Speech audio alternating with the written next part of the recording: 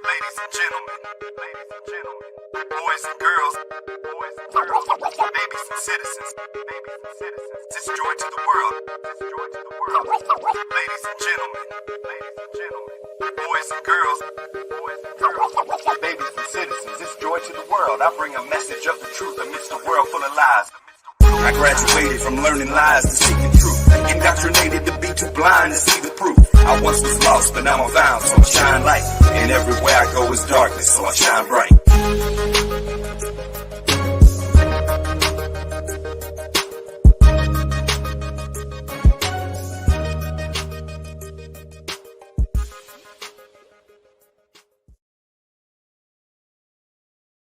Therefore, my request is fulfilled in your presence.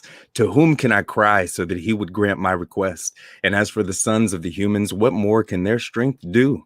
My trust, O Yahweh, is before you. I cried, O Yahweh, and he answered me, and he healed the brokenness of my heart. I slumbered and slept. I dreamed, and indeed I awoke. You supported me, O Yahweh, and I called up Yahweh, my deliverer. Now I will behold their shame. I have trusted in you, and I will not be ashamed. Render glory forever and ever. Redeem Israel, O Yahweh, your elect one, and the house of Jacob, your chosen one. I am West Blaze, and you are watching Uncommon Ground, and this is episode 11, Satellies and Satelloons. And we are coming to you live and direct from the show that presents to you the true nature of creation and how each individual aspect relates to God's overall plan of salvation for mankind, right? But the unfortunate reality is sometimes we have to expose some lies and deception being played out on believers and non-believers alike. And tonight it is my pleasure to do so with my compadre from the same heavenly padre, Mr. Sean G. How you doing tonight, brother? I'm doing great. It's going to be a fun episode, West Blaze, and I'm excited to dig into it. Action-packed. You know, I looked at tonight's episode kind of like a day in class where the teacher just rolls in the TV because we got so many clips.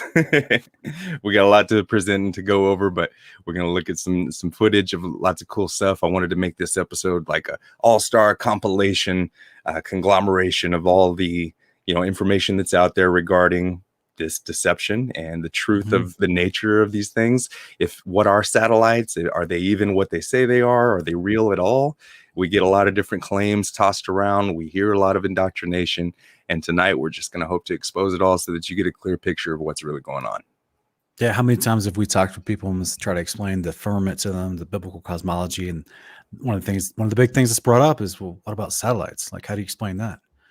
So right. Tonight we're going to spend a lot of time explaining it. So hopefully you're going to have some info to take with you to your friends and family, and you can help have that conversation in a more informed way. Yeah, absolutely. Always have fun doing it. Just want to say shout out to some people in the chat. Do we got a full house tonight? Make some noise. Yeah. Want to say what's up and shout out to Miss Wildly Unpopular.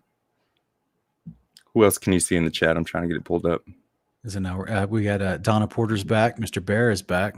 Eric Rice is here. Love Ya. Anthony Dickinson is here. Pepper Moon. McGunder Commando 777. That's right. Nikki Latimer, Vader Bear. Howdy, everybody.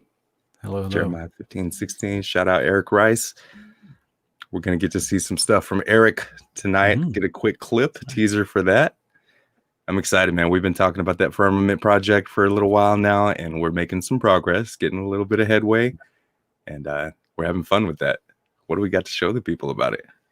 Yeah, guys, if you're not familiar already with our Patreon, go check out. It's in the video description of this video below. Go check out our Patreon. This is how you can not only keep us going, support us, show us love, but also you can see all the behind-the-scenes videos that we've been doing for our Firmament project. And there's only going to be more as the project starts to unfold more and more. So we had another meeting with the two brothers that are going to help us create this multi-layered Firmament project. It's actually right over my shoulder here. That's Eric's 3D modeling design that he just revealed to us at last meeting, and you guys can go hear some of that conversation as well, and be sure to sign up for Patreon. But real quick, we have a quick teaser for you, just a little bit about that conversation we had with Eric and Nick. Order one is at a 4-foot diameter, and that would approximately make the overall height of this thing 2 feet tall, minus the base and anything underneath it. So you should be able to move it in and out of a door. Yeah, we don't want this one to be fixed and immovable. That's right. That's right. Well said. Yeah. This is incredible. Yeah, this looks great. We just saw like a first-person view of Yeshua ascending through the heavens. That's awesome. Yeah. Right. Amazing guys. rendering. That guy's talented with his craft and what he does there with that software. So I'm excited to see what's coming of it because that was cool. Thank you, Eric. Yeah, we're much appreciative to Nick and Eric. They're helping us with this, and pretty soon we're going to be getting the actual material so they can start working with it and all the different ways that they're going to create the model that we're going to create. It's not just going to be a model for display; it's actually going to be a working model, right, Wes? Do you want to explain that a little again? Sure. I don't think we've talked about that in a couple of weeks. No, so just the simple kind of catchphrase I've made when we're talking about it is that our three functions, the functionality we want to give it is we want to be able to flood it, right? Represent the biblical flood. We want to drain it. We want to represent where, in creation, where also, the waters were filled and then were drained down to form the land. And then the third thing we want to do is to be able to represent the gospel of the kingdom of God, the same gospel that Jesus preached everywhere he went. He used those specific words of the gospel of the kingdom to come, the kingdom of heaven. We want to represent that in its physical nature and be able to make it ascend like it did in the flood from the garden and descend back down at Yeshua's return and represent that. Super exciting, guys. So Father willing, we'll have, months from now, we'll have an actual working model that you can reference with videos and you can show friends and family, go over some of the scriptures with them and give them a picture of biblical cosmology. That seems to be the biggest thing I've run into, Wes, is the mental picture that's been trained into us about a globe and space model that's brought over from the evolutionary heliocentric mindset versus them not being able to picture anything when we start explaining the scriptures, because no one's ever shown them any sort of picture. We're going to help you have that picture, guys. Absolutely. So if this is something that you guys are excited about, if this looks like, something really cool you'd like to be involved with, you'd like to help support it and make it become a reality, we would too. We would love for you to as well. So we just encourage you to check out our Patreon, consider becoming a member. There's also options for other ways if a monthly contribution isn't something you can set up for. But nonetheless, if not, even if you're just here to hang out and be entertained or to learn some things, we hope to be able to do both for you. As well as we'd encourage you, if that's all you're here to do, is just to maybe consider liking, subscribing, sharing with a family member or a friend, or just share it to your socials, and we'd really appreciate it. And much love. Absolutely. We appreciate everybody. Oh, and guys, Wes, I'm excited because, I was looking up in the sky and I was like, where in the world? Where is those satellites? And then maybe a song started coming in your head, right? That's right. So I want to shout out real quick to Mikey Jenny. He made something I think in 2017, and it gave me the idea to make the teaser for this episode. So check this out. 1,000 satellites around Earth. Only about 40% are operational. What it do? What it do? What it do? What it do? What it do?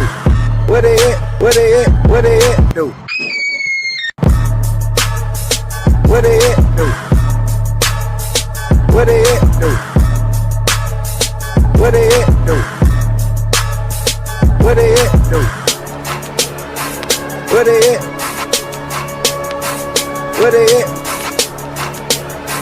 What it? What it do?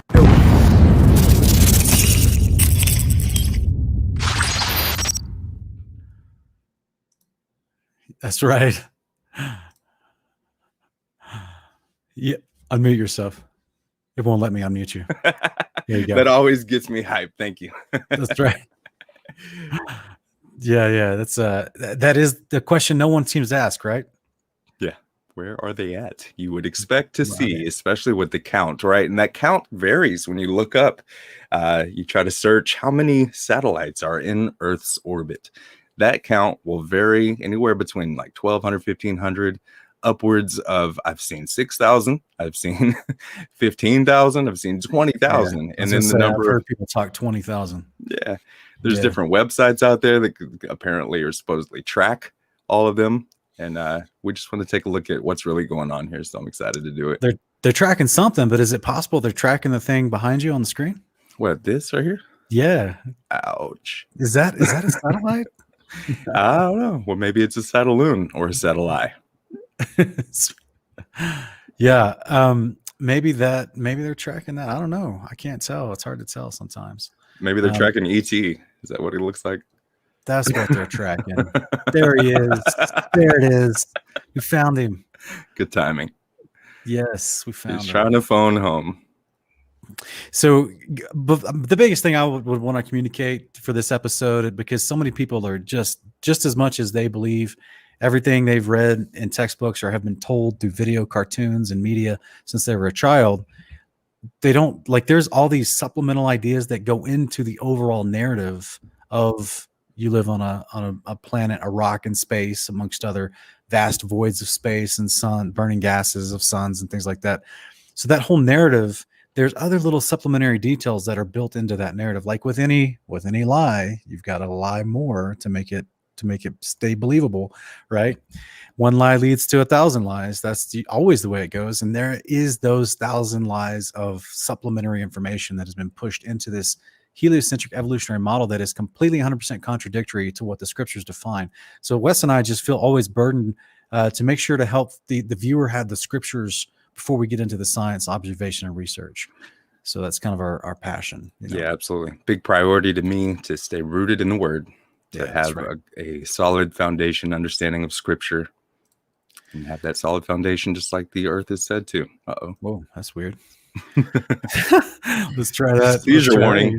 Yeah, sorry guys. Whoa, no, that's not Okay. Okay. There it goes. That's strange. Cool. Yeah. All right. So, do you want the first one or you want me to take this first one? Sure. So we just want to remind everybody, we've covered this back even as far back as episode 1, right? The sky is the limit, but we have Genesis 1:6-8 reminding us that God said, let there be an expanse between the waters. Many versions say firmament. The word there is rakia in the Hebrew. And he says to separate the waters from the waters. So it's solid separating waters. So God made the expanse and separated the waters beneath it from the waters above. And it was so. God called the expanse, or the firmament, sky, which would say heaven in other translations, Shemaim. And there was evening and there was morning the second day. So this was the second day. God creates this. What in the Hebrew, if you look at the definitions of the word for rakia, it is a solid vaulted domed structure. That's right. That he calls the word heaven. That is right. Yeah. It's firmament is firm. In fact, that's exactly what the prophet Baruch, who was the scribe of Jeremiah in the 7th century BC, this is the same thing he said in his Apocalypse, chapter 21:3-5. He says, and it came to pass at sunset that my soul took much thought, and I began to speak in the presence of the Mighty One, and said, O you that have made the earth, hear me, that have fixed the firmament by the word, and have made firm the height of the heaven by the Spirit, that have called from the beginning of the world that which did not yet exist, and they obey you. You that have commanded the air by your nod, and have seen those things which are to be as those things which you are doing. So from what I just read, Wes, it looks like Genesis 1:6-8 just gave us a definition that this expanse, this firmament, is what he called heaven. And then we see that same definition being used in the context and explanation in the Apocalypse of Baruch 21, where he says he's fixed the firmament by his word. That means it's not going anywhere, right? Right. Fixed is established and founded. That's right. And then he said he made firm the height of the heaven. So now we know what that word heaven means. It's the firmament. Yes, and now it says it has a height to it. And that height has been made firm as well. Yes, it has. So do you think, we have some engineers in the audience. Is there any way to misinterpret this description? I mean, you'd have to just apply some strange metaphoric, out of context eisegesis, unfortunately. Yeah. Nonetheless, we have a definite description of two bodies of water being separated, and that entails that it would be a firm, hard, physical, solid structure. That's right. Yeah. So, yeah. Do you want this one? Sure.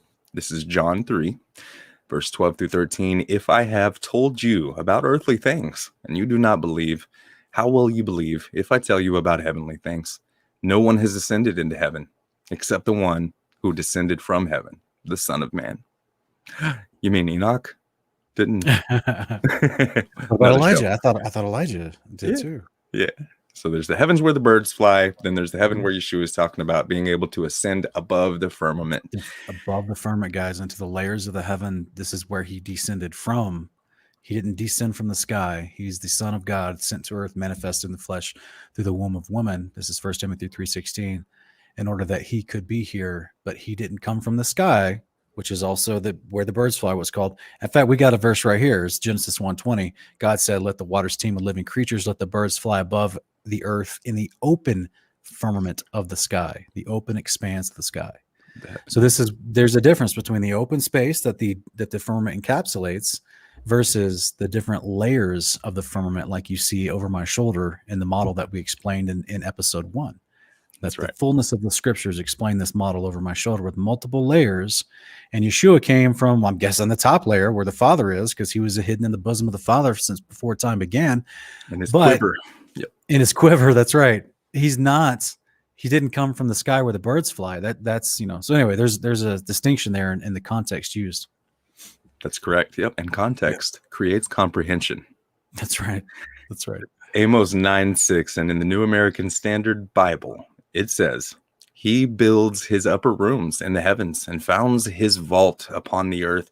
He summons the waters of the sea and pours them over the face of the earth. Yahuwah is his name, the Lord. That's right. Yeah, so it just directly tells you, I mean, whoever translated this, they knew exactly what the context was, and they tried to describe it as a vault, which would make sense with Baruch saying the heights of the heaven was firm. But now this one has more of a definition of something that is firm, but also has shape to it, just like the shape you see behind me, right? Yeah. So that's the idea. So Wes, real quick, before we get to the last scripture, where in this picture behind me do you see an opportunity for satellites in this outer space, this vast, infinite outer space?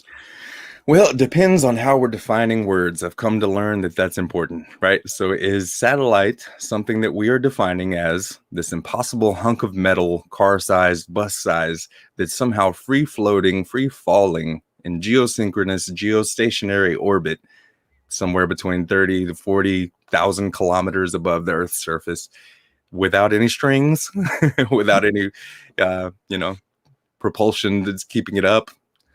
Is that what we're talking about? Or are we going to be talking about something else? Because I don't see any room for a model that would suggest that there's any space in which you could ascend to and where there is zero gravity, weightlessness, free floating, free falling. Right. That would mean that this model would that the scriptures describe would be incorrect to me, because and furthermore, observation, because everything we can discern, if you or I or anybody else for that matter, any on record, any amateur balloon or amateur rocket launch would always show that what goes up must come down, and at no point is there any magical altitude at which that's not true. That's right. Well, in the narrative that we observe and contest, but of course some people aren't taught to think like that, and they just believe whatever they've been told. So that's why in the model that's described in scripture, do you see any room for this picture we have on screen here? No, sir. It's crazy. I can't say I do. What are we even looking at? Man, I'm not even sure.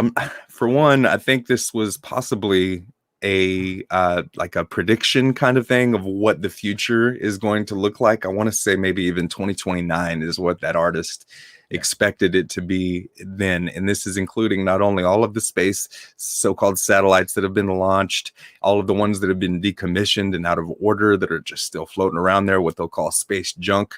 You got a whole bunch of rocket holes that they say are floating around now. Forget the ones that we've seen land in oceans and stuff, but right. Those all this space junk is just accumulating, they say. Because and of course they never go into the actual details of the idea within their own math and their own model. It has to be going 17,500 miles per hour exactly in order to fall in this geosynchronous falling pace around the Earth versus so if something's already going that fast and something breaks off of it, does it still maintain that momentum? Yeah. And for the viewer, if the Earth is allegedly spinning at the equator about 1,000 miles per hour, 1,040, I think they say, then if something that's, however many miles, let's say 20, 30,000 kilometers up above the surface, if that's wanting to stay in relative position with the point of Earth that it's trying to point at while the Earth spins, then they say that it has to move at 17,000 miles per hour to keep up with that 1,000 mile per hour spin of the Earth at the distance that it's at. So just to try to make more sense of what they claim for you guys. So this is actually what they claim according to official NASA reports. Unfortunately, because this isn't observable. There's a moon and a sun in our sky, and we see lots of planes pass in front of them. I've even seen some of what we're going to be talking about here in a minute pass in front of them myself, but I would never see these hunks of metal just floating around. Now, people claim to be able to see them. Isn't that right, Sean? Do you hear people every once in a while saying, "Oh, I see these lights in the sky that are satellites all the time"? Yeah, I've heard people claim that, but then you're like, oh, have you not heard of Google Loon or Starlink or any of the other projects that have been around for dozens and dozens of years? And so what some of those we're going to expound upon here in a little bit. And but they're like, no, I've never heard of that. Well, of course you haven't. They don't want you to know about it because they want you to think you're seeing actual lights in the sky. You remember when Rob Skiba talks about taking the night vision goggles and looking at the sky, okay, and seeing what he, before he came to the understanding of biblical cosmology, he thought he was looking at the lights moving in the sky. He thought they were satellites. He never gave it two thoughts. But then he puts on the night vision goggles, goes into a area outside of Dallas where there's not a lot of ambient light from the city. Yeah. Right. And then he can see the stars clearly, but he also sees these points of light moving around. And he's like, oh, wait a minute. These are not satellites at all. These aren't moving at all as they would describe satellites. What are these things moving? Yeah. So you guys that want to go check out previous episode we did on the alien deception, where we go over that in great detail. Check out the playlists. Yes, sir. But yeah, that is the crazy part to me, is because when NASA actually shows us their own live feed, which is the bottom of this picture, you don't see any of these satellites yet. This is what they claim from their official reports, that there are literally just thousands of them just circling the Earth at all times. Yeah. And furthermore, they claim the idea that you could see something the size of a car or the size of a jet engine on a plane from hundreds of miles up, talking over at least 100 miles above where even the planes fly. The idea that you can see that from the Earth's surface is kind of silly. Yeah, that just shows you folks are not aware. They've never been taught how their eyes actually work according to distance and perspective, and how things get smaller as you go away. And yeah, you can't. I could not see an engine of a large truck at 200 something miles away. And many of these satellites are much further than that because they're supposed to be outside the actual geosynchronous orbit of the ISS. Yeah. So some of them are as far as 1 million miles away. And yeah, you're not seeing a car engine 500,000 or 1 million miles away. You're just not, guys. No, sir. That's not how your eyes work. But who's this dude? This guy says his name is John Howard, and he works at NASA Jet Propulsion Laboratory as an artist. And John Howard here is at work on his latest animation, the Surface Water and Ocean Topography Satellite, otherwise known as SWAT. John imagines our spacecraft in orbit so that you don't have to. Just leave all the thinking to them. SWAT is scheduled to launch in 2020. The only thing NASA has put into space, allegedly, is your imagination. Mine's not there anymore. No. What's interesting is that so we're getting a little more insight to the actual CG team that is employed by NASA. The other guy who actually makes the Earth itself, he actually computer generates the Earth. Robert Simmons. This dude works on the satellites that go around the Earth. So these guys must work in the same office, maybe. Yeah, same department. There's another interview I've seen where you got guys sitting there printing up doing graphic design of what they say these other worlds look like, from the surface of Saturn. They got guys designing other planetary systems just for all of their NASA press releases, and they'll just put it out in plain sight and show you, they're just making graphics. They're imagining what it would look like. And yeah, that's the thing, that none of them ever actually explain or take the time to sit and really think about what they're telling you. They are literally imagining through interpretation of ones and zeros from the quote unquote data they've received. Who gives them the data? Where's the chain of custody verification? Where's the accountability to how can you verify this data independently, scientifically? Now, they just get this information, and according to their preconceived imagination, what they've been told all their life, they believe in this model. They then go and make these fancy pictures with nice colors and little, supernovas here and there, and stellar cosmic clouds. And yeah, no, that's just literally all. Yeah, Michael John, he's got it. Vain imaginings, because it's all for nothing. It's absolutely 100% contradictory to the word of the creator and what we can observe and test. And, speaking of observing and testing, what's going on with this? Well, they say space is 4,000 degrees, but there's only 7 elements available that can withstand that much heat. And satellites are made of what they call gold, aluminum, titanium, carbon fibers. And all of these things have melting points. Observable, recordable, testable experimentation can be done to find out at what temperatures these metals start to melt and break down and no longer remain sturdy like they need to be to comprise of a satellite, so-called. The area in which satellites are located are typically said to be in the thermosphere. Now, even when you look up these temperatures of what the thermosphere is, they range, but to be in the thermosphere range, temperatures in the thermosphere can range from about 500 degrees Celsius, you're talking 932 degrees Fahrenheit, to 2,000 degrees Celsius, upwards of 3,632 degrees Fahrenheit or higher. But the melting temperatures for these elements on satellites are: gold melts at 1,064 degrees Celsius, which would be 1,000 less than what they say the thermosphere can get to or higher. And then titanium melts at 1,668. Then you got aluminum melting at 660.3. But yeah, all those temperatures are significantly lower than what they say the thermosphere can often reach, which would mean they would melt if they were truly that high in those temperatures. That's crazy. The thermosphere, if I'm not mistaken, in their own model, Wes, doesn't the thermosphere, like, I'm gonna do you see this on screen here? And doesn't the thermosphere actually, like the moon is way beyond the thermosphere? Yeah, they say the moon is 240,000 miles away or so. Right. 250. So average. If the thermosphere is that hot and the exosphere is supposed to be even hotter, that's the idea? It's either super hot because there's no buffeting of the atmosphere according to their model. So that means that during the day when there's direct sunlight, you get incredibly hot, and when there's no sunlight, it'd be -200-300 degrees, if not more, because it's incredibly cold. I mean, this is what I've heard so many conflicting numbers, especially since 2015. Especially, I actually used to go to NASA.gov in 2015 and look up these exact numbers, and then you go in 2016, and that page radically different. Yeah, I'd imagine, especially considering that. Yeah, they say some of these so-called satellites are in the exosphere, higher up than the thermosphere, where it gets even hotter. But what I can't stop thinking about is how every time you see these high altitude weather balloons hitting 120,000 feet or more, they got ice built up on them. And so at that altitude, you're talking 20 miles. It's not that hot. At which altitude? Where the altitude weather balloons are. Yeah. Just in physical reality, like what we can see.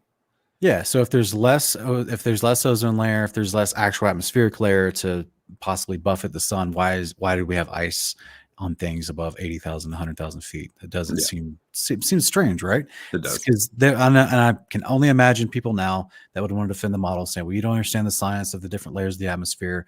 That's because there's going to be a certain amount of cooling temperatures from the rising gases. And then once you get past that initial ozone, atmospheric oxygenated area, which is the entry point, the breaking point, which is why it go so fast. And suddenly you get into a totally different. And I'm like, no one can literally measure this. This is all conjecture, that you can't go there. This is not something that every time that anyone points any instrument up at the sky to try to measure it, it's cold. It's never warm. So you have to take a specific group of people's word for it to believe there's even a space shuttle or a satellite or these temperatures out there. And in fact, I have a hard time understanding if the closer you get to the sun, then the hotter it's going to be, especially if you're getting away from the protective environment of the Earth's atmosphere in their own model. So to me, it's like at some point, like why this should have been what we saw on the moon. Never fail with the surprises. We should have seen Neil and Buzz just getting toasted like marshmallows on the moon, man. None of this makes sense. But this is what we're told since childhood and reinforced through many years of education. But you know, did you have any other thing you want to say on that? No, there's some good notes on this one. Go Yeah, ahead. I just thought this next kind of concept that would relate. Hopefully, the viewers remembering we already reviewed the actual scriptures that would dispel all this nonsense. But even within their own model, it's contradictory information. So, especially now with what they've contradicted themselves, but this is stuff that we can actually observe ourselves with troposcattering and, I mean, even just shortwave radio. So, do you have what will be your thoughts on this, brother? Man, I remember seeing a couple of these graphics here a while back, and I said, man, I need to snag those, because at the time there was information presented along with them. I wish I still had it, but indicating that these actually came from Dish Network, explaining how their services worked. And that they say Dish Network is nothing more than troposcatter technology. Now, they claim that they got these ground-based towers set up, that they then reflect the signals that they send. What's that word there? I don't know. Diffraction, maybe. I'm not sure. But they say that they basically reflect them off. What is it? It's long-term interference. You're good. Long-term interference propagation mechanisms. There it is. Yeah, there's another word that I was trying to read that's right there in the center. Yeah, it's diffraction. Diffraction. Okay, yeah. So they basically say it reflects off of the troposphere and then down to your TV dish, so-called satellite that you have on the ground. But the thing is that almost none of them are positioned at an angle more than 45 degrees. And you would just think that if they were receiving signals from geosynchronous satellites hundreds of miles up, then these TV dishes would all be pointed 90 degrees straight up. But the reality is technically they would have to change as the Earth's or move. sun. Yeah. Or even that they would move, but they remain. And you can even see if you go down a street where all the houses have a satellite dish on their roofs, like they used to oftentimes, they'd all be pointed the same direction. Southwest. But, yeah, that's right. And so they got it from they're receiving the signal from ground-based towers that are sending them out, often through line of sight or just straight off of the dome, I would postulate, maybe even. And as well as in my understanding, the Loran system, which has an actual field, an electro field that it sends up there that they can tap into. They're basically using Tesla technology without calling it that. And this is what your number one option in here in this image that you put together, Wes, is the Loran system, long range radio towers that actually can do more than just be positioning systems for GPS. This is what the average people won't tell you, but there's so many ways to manipulate radio signals, guys, and those signals travel the fastest, the furthest beyond the 5G signals. Those are heavy, those are full of stuff. But yeah, that's why Loran would be number one. I mean, look at all these options on here, Wes. There's so many. Some guy named Jack Thurston actually put this together, but I snagged this years ago because it breaks it all down, showing you, look at all these different ways that they have to have communication networks of radio signals and technologies that are in existence and have been. Many of these have been around for quite some time. That why would they need these if they had thousands of satellites? Yeah. Why would they need any of it? And it's such an apt word when you said these, plural. Look, 1, 2, 3, 4, 5. Like there's literally on this 16, thing here, there's 17 different ways that they can actually communicate without the need for satellites. Yet the end result that all of these things on screen accomplish, they call satellites over and over and over again. Like you remember our alien deception episode where we watched that commercial from the U.S. Air Force. Mm-hmm. Or the U.S. Space Force, remember? And they were talking about how your average day couldn't be accomplished without satellites. Look, guys, on the screen, this is how your average day is accomplished. Yeah. A day goes by without space missions. Absolutely. Lots of days do. And so, because decades before they claimed that geostationary satellites even existed, they already had advanced radio communications technology spanning most of the Earth. LORAD is another one. There's LORAN, ham radios. The military had things like a Project Decca that might be listed on here, but nonetheless, where they used for navigation, decades before the idea of satellites was even popularized. Yeah, the one that I think is really interesting is number 9, the airborne relay communication. Okay. And so, that's just because then they can just move that around, depends on what their needs are. But this is what they've essentially been doing with these what's the word? deploying mechanisms like these balloons. And we're going to go into these balloons in here in just a minute, but they're creating mass relay stations. That's right. That are literally floating. Mhm. And of course the big one, which I can't blow this up any further, but guys, look at the big number 17 undersea cables. You got the map there with the purple continents, and you got these blue lines that are stretching. You got a transatlantic one going from the east coast of the United States over to, it's going to Brazil, it's going to Europe, it's going to Africa, and all to these other continents too, both ways. Originally they were laying copper coaxial cable, and then they quickly, way before it was ever available to the public widely for, mass production, they were using fiber optic cables with repeaters and all kinds of stuff set up.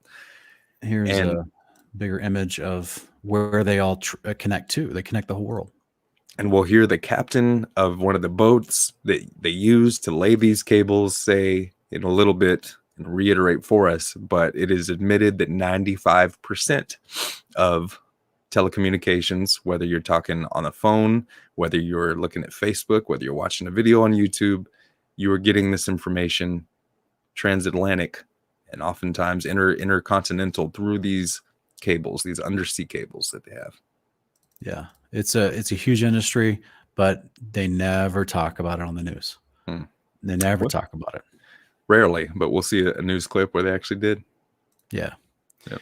It's not something you're taught in school. It's not something they debate about. It's not something that anyone brings up. Yeah, there are random clips about all this stuff, but it's not something that's ever.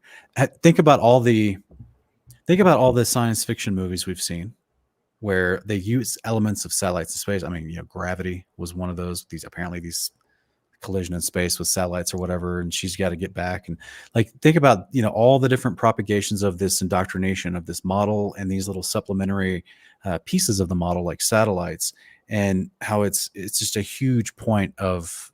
I mean, what was it? Geostorm, was that one that came out a few years ago about satellites that are going to create massive storms or something? Mm-hmm. I don't even know I just remember seeing the commercial. I didn't see it, but there's just all these different ways. But how many shows are about terrorists threatening to cut the undersea cables, transatlantic cables? Not any. It doesn't happen like that, guys. It doesn't work. So yeah, they don't want to draw attention to it is all I'm trying to get at. Exactly. But this dude's something special, right? He did. Yeah, he drew attention to something for the first time for many people, I think. First one on record to ever postulate the idea, the theory, the concept of geostationary satellites allegedly used for communications is credited to an article written in 1945 by a man named Arthur C. Clarke in the British radio magazine called Wireless World. That was in February of 1945. Mm-hmm. And this gentleman, go ahead. This dude's just a fiction author, right? Yeah, that's right. That's all he was. Yep. And he's not a scientist. He didn't invent satellites as far as the actual pieces of metal in the programming, right? He just dreamed them up. I think it's interesting here that one of his books on the bottom right is called The Sentinel. Well, that was the name of a NASA project and several things. Yeah. That's hilarious. But yeah, this is the actual article from 1945 in February where he tries to explain his idea, right? Sure. Yeah. He goes into it saying that this is an immediate post-war research project, but an even more interesting one lies a little farther ahead because back in 1945, they still hadn't established NASA. They were just, in the beginning, early days of JPL and stuff. And so he says, an even more interesting rocket, which can reach a speed of 8 kilometers per second, parallel to the Earth's surface, would continue to circle it forever in an enclosed orbit. It would become an artificial satellite. V2 can only reach a third of this speed under the most favorable conditions. But if its payload consisted of a small 1-ton rocket, this upper component could reach the required velocity with a payload of about 100 pounds. It would thus be possible to have 100 weight of instruments circling the Earth perpetually. Yeah, so here's where he's first proposing this idea. It's crazy, man. It's crazy. 8 kilometers per second. What is that? Oh, I don't have my conversion. No, I've been practicing. I was watching Bruce Lee a little bit and Jackie Chan. I've been practicing. I can move this fast. See, watch this. You ready? Okay, what? Did you see it? No, Eight- man. That was it. You missed it. You gotta be quick. 8 kilometers per second. I mean, it's faster than you can see, and that's, I'm a deadly weapon now. So that's why he was saying 8 kilometers per second. That's what it takes to fall synchronously around the Earth. But yet, It's magic. whoa, that was good. That was like 2 kilometers per second. You're getting there. You're getting there. Keep practicing, young Padawan.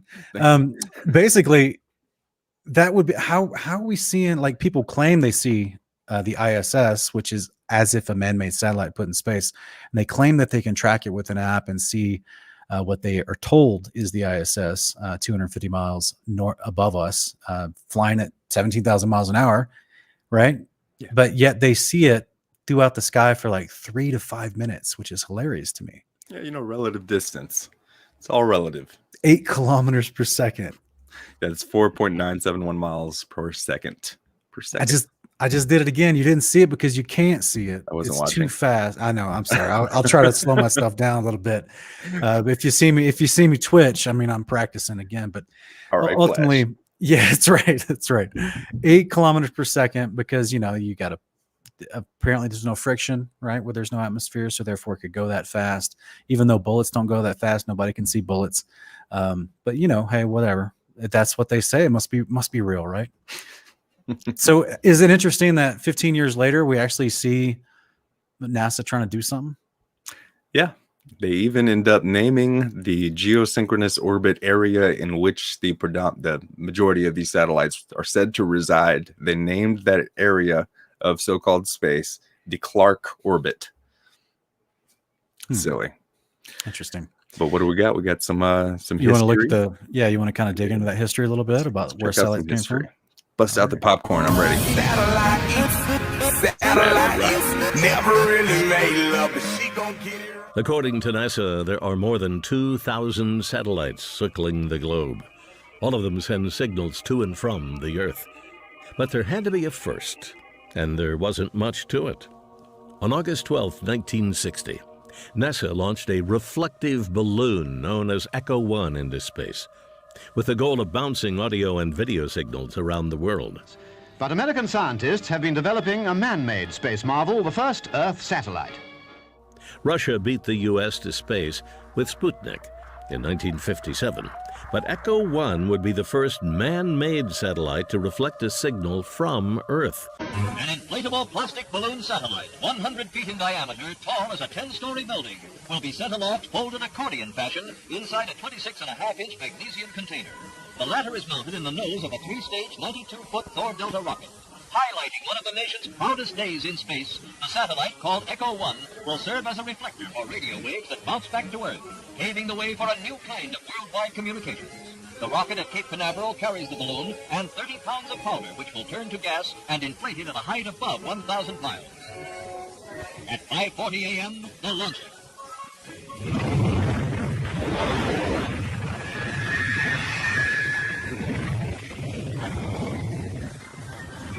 Then the tense moments while the rocket goes through the separation of the stages. It is only the second launching point, and as shown in this animated visualization, it is living up to the expectations of the space experts who say it functions almost perfectly. With extremely precise guidance, it is placing the balloon satellite almost exactly into the desired 1,000-mile-high circular orbit.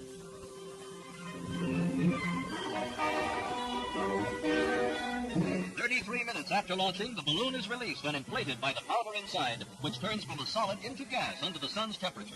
The big balloon, visible like a bright star, quickly bounces a recorded message by President Eisenhower between stations in California and New Jersey. This call will be bounced off a man-made satellite. If it works, it will be the first time voice has traveled from the Earth up to a man-made moon and back to Earth again. This is President Eisenhower speaking. It is a great personal satisfaction to participate in this first experiment in communication. President Eisenhower's voice was picked up loud and clear, making Echo a success. The satellite spent nearly 8 more years in the sky, eventually sending the first video signal via satellite as well. Echo showed that the U.S. was serious about space travel. while laying the groundwork for the communications web we enjoy today. And he got a patent on that in 1950. And those early balloons were so large, they didn't have any way to launch them, except they actually launched them from aircraft carriers. Modern scientific ballooning was born. It was also the genesis for NASA's newly developed super pressure balloon. The reason for super pressure ballooning is they have absolutely stable altitude, day, night, and it doesn't matter how cold the atmosphere is. They are sealed.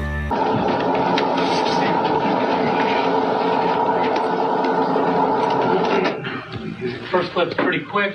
I'm going to start off some Air Force high-altitude balloon operations, and the first project's going to be a NASA Viking space probe tested in New Mexico. This was launched from Roswell, New Mexico in 1972 and recovered on the White Sands Missile Range, about 100 miles to the west. That is the Voyager Mars.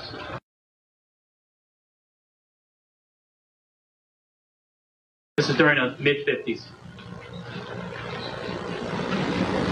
That's just a comparison of the size. You can see how many airliners you could fit inside a high-altitude research balloon at altitude. These are just some payloads, unusual payloads, not typically associated with a balloon. About 2,500 balloons launched during this 30-year period in New Mexico alone.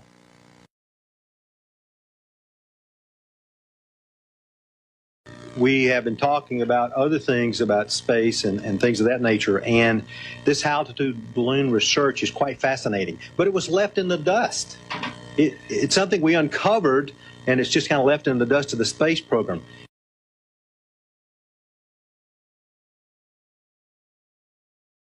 It wasn't romantic. Now you have men going up on the end of rockets.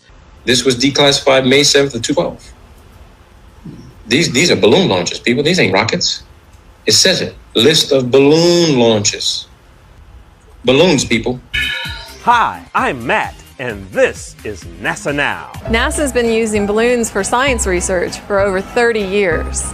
The exploration that can be done on balloons is continuing to grow. The standard balloon that I fly is about 660 feet long when it's made. So when it's inflated, it's over 400 feet tall by 440 feet wide. Think of a dome stadium. What about all the rocket launches we can see with our own eyes that sent satellites into orbit?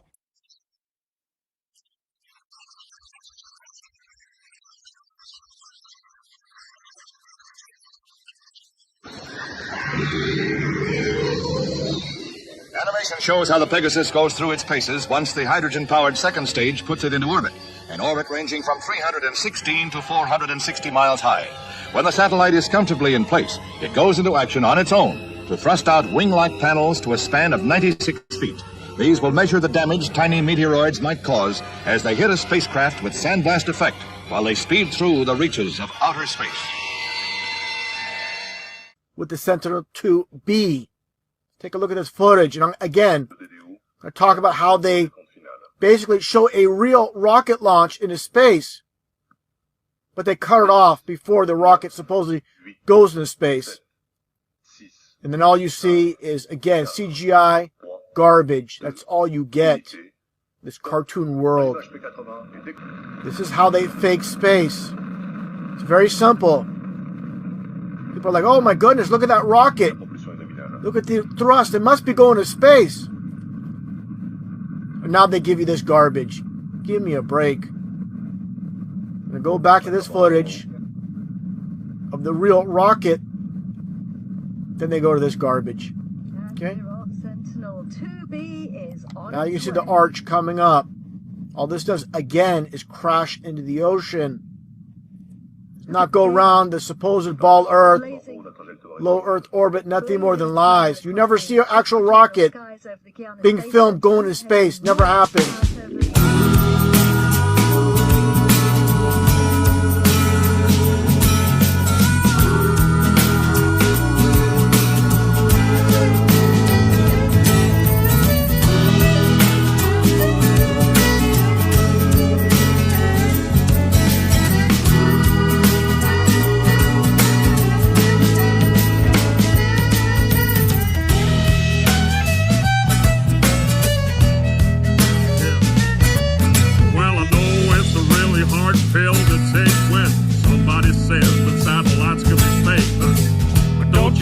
get a little suspicious that you can't find any real satellite pictures. It might be hard to be believed, but maybe we're all being deceived. Yeah, maybe. Listen, well, if you think you see one up in the sky, you can't see it with the naked eye, because a satellite is about the size of a car, at least 300 miles away. You can't see that far, whatever those dots are to move in the night. I'm telling you, there ain't no satellite. Welcome to the satellite, folks. Just another one of them NASA jokes. You get a mighty picture of a satellite without bringing up a bunch of that CGI. But the cartoons all over the place when I search satellites in space. Yeah, type that phrase into Google, folks. Let me welcome you to the satellite home.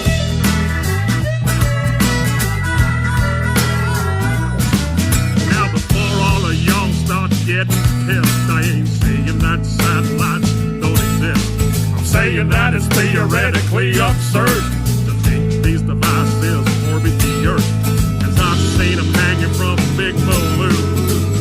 Even Google's doing it too now, man. Have you seen that?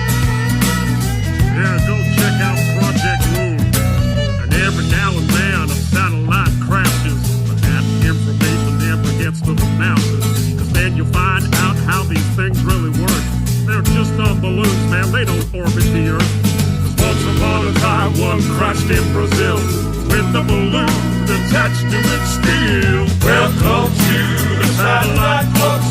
Just another one of them NASA jokes. You get a mighty picture of a satellite without bringing up a bunch of that CGI. Just a bunch of cartoons all over the place when I search satellites in space. Yeah, type that phrase into Google, folks. Let me welcome you to the satellite home.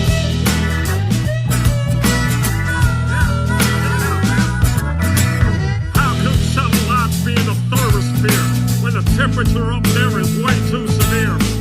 How can that type of equipment survive? How comes those satellites aren't burned alive? I'm telling you, man, it's just a pack of lies. There ain't no orbiting satellites, because 99% of our communication comes from undersea cables and cell tower stations. A GPS is ground-based too, man. Go check out a system called LOAN. It's a military system for navigation that uses ground towers to track your location. Are you seeing it yet? Welcome to the satellite, folks. Just another one of them NASA jokes. You get a mighty picture of a satellite without bringing up a bunch of that CGI. Just a bunch of cartoons all over the place when I search satellites in space. Yeah, type that phrase into Google, folks. Let me welcome you to the satellite home.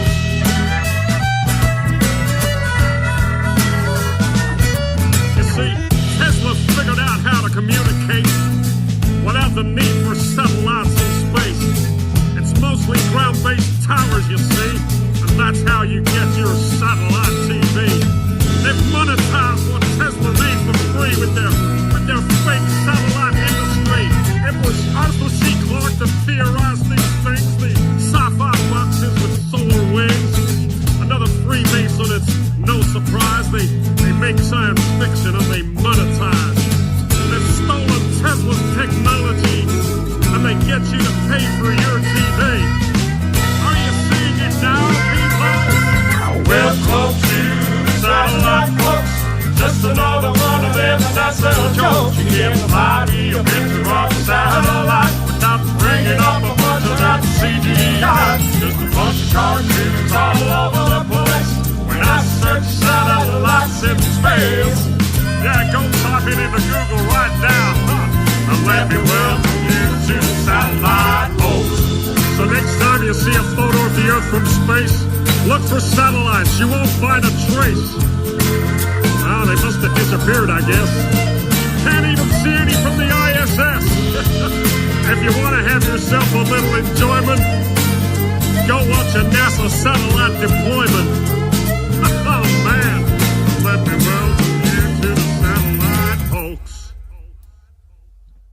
And there ain't no photographs of Earth. Somebody tell me why. They're all just Photoshop cartoons. They're all just CGI.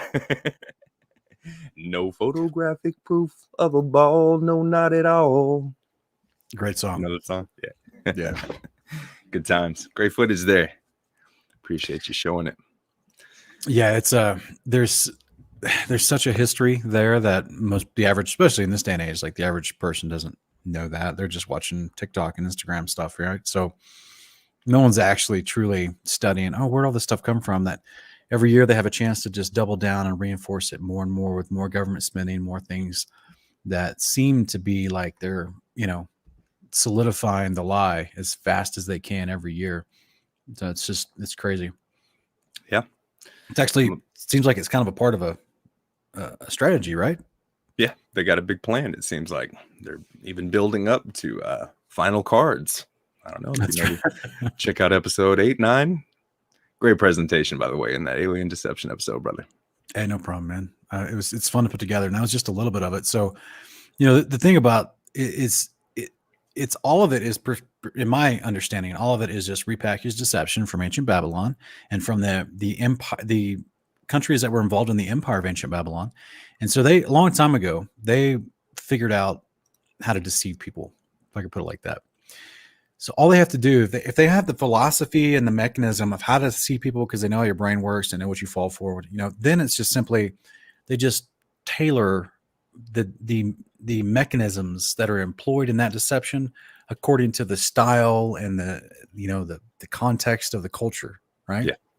So that's that way they just kind of camouflage it into each culture, but you're still falling for the same type of deceptions. And all the ancient cultures, before they moved away from an actual enclosed creation model, when all the ancient cultures from until approximately the 1500s, they all had this similar idea of we're an enclosed model. They just gave different credit, if you will, to different gods as opposed to Yahweh, the actual Almighty, right?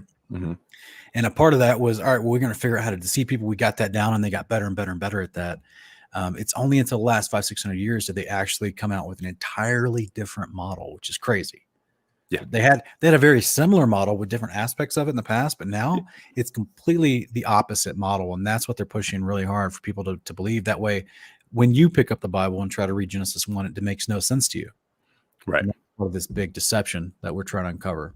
Yeah, absolutely. They did for quite some time progress slowly into the current model that we have now. And even, in recent decades, did they make some big changes to the numbers and stuff to that. But nonetheless, they were working with a geocentric model, but still trying to force a spherical globe into that.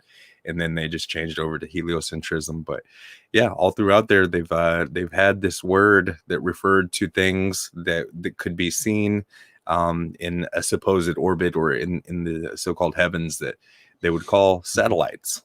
Right. Yeah, they did. And what's interesting is if they can get people over time systematically, and this is how it's not just men doing this, right? Because they have the same deception over hundreds and hundreds of years, far outweighing the average lifespan of a man.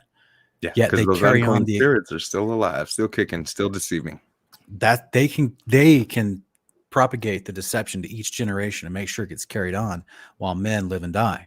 And so this is, to me, that's a whole nother show, I guess. But that's there's a lot to that concept. But the whole thing is that if they get you to believe something completely opposite of what the creator describes, then what are we even describing at that point, Wes? Yeah. What are we like? That is literally the underpinning theology and motivating driving philosophy of the occult.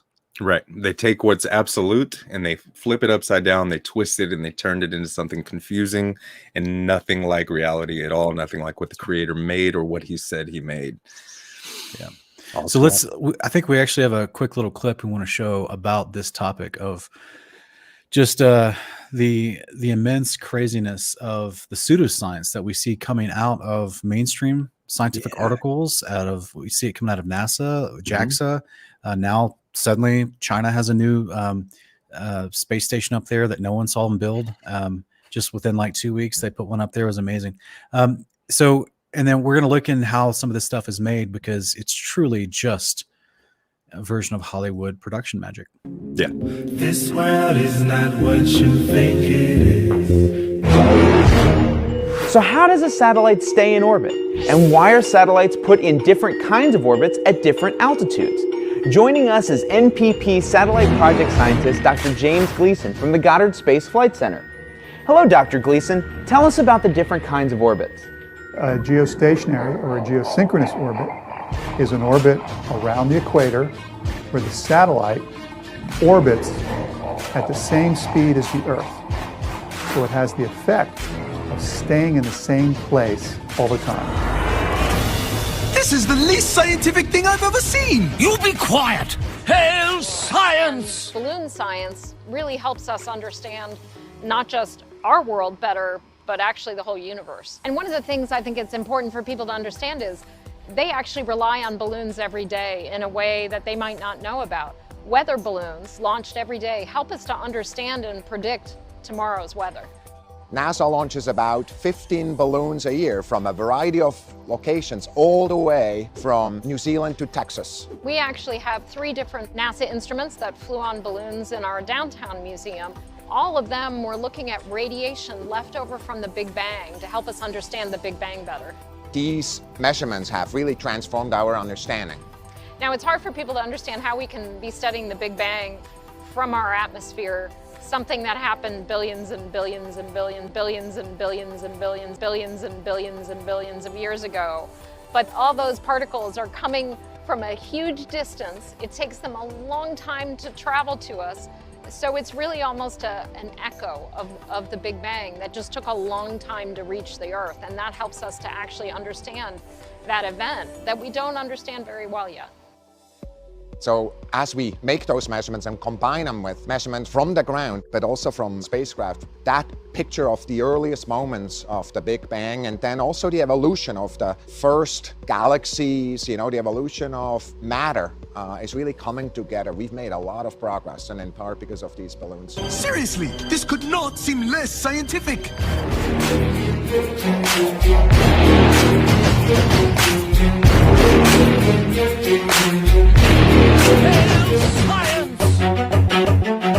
What about the footage of satellites that looks real?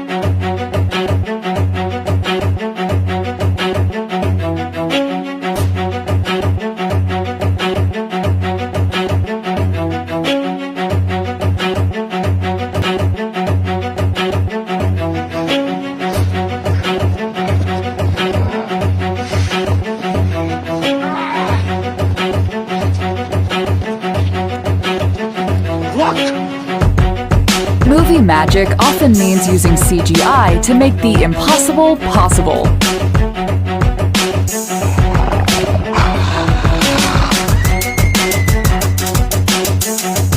But there are other times where movie magic actually means using practical effects to make these moments real, not only on screen, but in real life.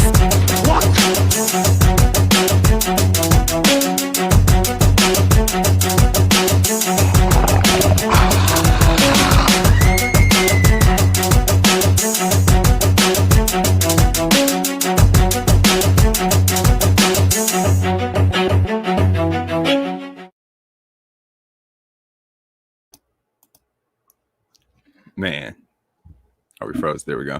That last scene, kind of where it's showing the big screen. They got a big wraparound screen, and they're filming this set with the satellite looking thing attached to an arm, and they're just doing some Hollywood magic trickery there. That's the same thing we saw with Elon Musk's Tesla, when during the live stream of when he had that Tesla in supposed orbit, the background kind of cut out, and you could see the backdrop and the lights for a split second there during that live stream. And they had that same kind of screen going. Oh, Sean, are you froze or am I? I think it's Sean that's frozen. So I'm going to keep talking until he comes back. Yep, I'm frozen for some reason, Sean says. So we'll get him back here just momentarily. I hope you guys enjoyed that. He's going to come right back, and I'm at a loss of what to do or say. That's all right. I need some practice. But tonight, I'm thankful for everybody joining us. We have 143 people showing so far, over 150 I think I've seen popped up in the chat, and I really appreciate everyone. Cover to Cover with Jeremy Piers, Mr. Anderson cracking me up in the chat tonight. Jessica Coy, I appreciate you saying you're looking forward to the music. I'm looking forward to it too. That's something we forgot to talk about at the beginning of the show. We have special guests joining us here in a little while. I've advertised and promoted that we're releasing a new song, premiering a new song. We actually got a whole project, but we're working on getting those guys on here in just a minute and talking with them about that. But we're going to premiere the new song called Don't Let Me Go, Mike Maranatha, featuring myself and J.O. for tonight's broadcast. So I'm excited about that. And hopefully we can get some Sean back in here. He is one half of the show. Everybody give some love to Kingdom in Context. If you haven't gone over to subscribe to Kingdom in Context, he's got a backup channel called Kingdom Cast. If you guys have not checked out his videos, if you're seeing this show for the first time or you've seen it recently, but you haven't checked out Sean's channel, I would thoroughly recommend the ministry known as Kingdom in Context, because Sean Griffin over there with his wife, he's got his friend Ken Heidebrecht joining him on a lot of his shows and presentations. And I have said it many times, but I've learned more from watching what these guys and what they have presented than I have from any other ministry combined. And so I just wish, it always gives me great joy to see that people I know and other people are being turned on to his channel and the shows that he's putting out, because so edifying. There's so much information there. And the Father does not want us to be ignorant. We're not supposed to be ignorant of the devil's devices, and we are supposed to be knowledgeable in his word. And there's just so many key concepts that aren't really being taught elsewhere. We don't see a lot of ministries talking about the gospel of the kingdom of God, about the nature of our bodies and the resurrection. And I'm excited to get to do some episodes on some stuff like this coming soon. I know we're going to be doing an episode called Resurrected Superhumans, talking about the nature of our bodies, the nature of our angelic brethren, their spiritual bodies that they have made of water and spirit versus the flesh and bone made of earth that we have. Look forward to that episode. We got a special announcement here just coming up in a little bit about next week's episode, because we will have a special music guest as well. I don't want to announce it just yet, but a lot of people are fans of his. Where he at though? Westplay's got that fire. Thank you, Jose. Prodigal Son, we need a list of URLs for all the video clips you guys use in this show. So much good stuff. Thank you. You are appreciated. Restarting computer, Kingdom in Context says. Yes, Arc Builder CCMC said you've been going back through the Babylon series on Kingdom Cast, and it's an eye-opener. You guys have the kind of shows we need in the truth community. Thank you, brother. Definitely check out. I was just talking about Sean's channel, Kingdom in Context. I mentioned he had a backup channel, Kingdom Cast. On there, he's been doing a huge, I don't know what, maybe you can tell me in the chat, what part are we on? Is it part 12 or 13 that he's done so far of investigating Babylon? But guys, if you really enjoyed the alien deception episode where Sean goes over some of the Vimanas and these ancient Hindu crafts, the flying machinery that they had talking 3,000-4,000 years ago, if y'all enjoyed some of those presentations he put forth in that episode, you are really going to love the Investigating Babylon series. He's got a whole episode dedicated to just that aspect of it. He's got, the architecture episode where he's showing that all these different governments and religions from all over the world share similar conceptual themes for their architecture that seem to, like I say, have a similar theme. Been watching Sean for 3 years now. That's what's up. Yeah, I'm going on 2 or so. Is the ODD? No, Commando 77. We've done a show with ODD in recent times. If you go over to Kingdom Cast, it's also on my channel. We had one with ODD on the Kingdom Cast, but we should be doing a show with him in the near future, I hope. And Sean is back. My brother, you all right? Man, thanks for your patience. Now my whole computer just froze. That's all right. I'm just so thankful that we didn't drop, like the show didn't, get cut off. Yeah, thankfully. Yeah, our internet went out and then our internet came back on, but then my computer froze. So I'm not a computer guy, but that's never happened to me before during broadcasts, but I'm not surprised it's happening. Yeah, me neither. Praise God that you're able to make it back quick, brother. Thank you. Yeah, no problem. Do we want to, all right. So thank you for the kind words, brother. I appreciate it. I appreciate the kind words. Do we want to bring in some of our guests? Yeah, Absolutely. I know Mike said Jo could be on in 5 minutes. That was 10 minutes ago. So hopefully he's here. And there they are. Mike Maranatha, everybody. And welcome to the show for the first time, Mr. Jo. Shalom. Shalom, my brother. Good to see you. Good to finally kind of meet you face to face, right? For lack of better words. What's good, family?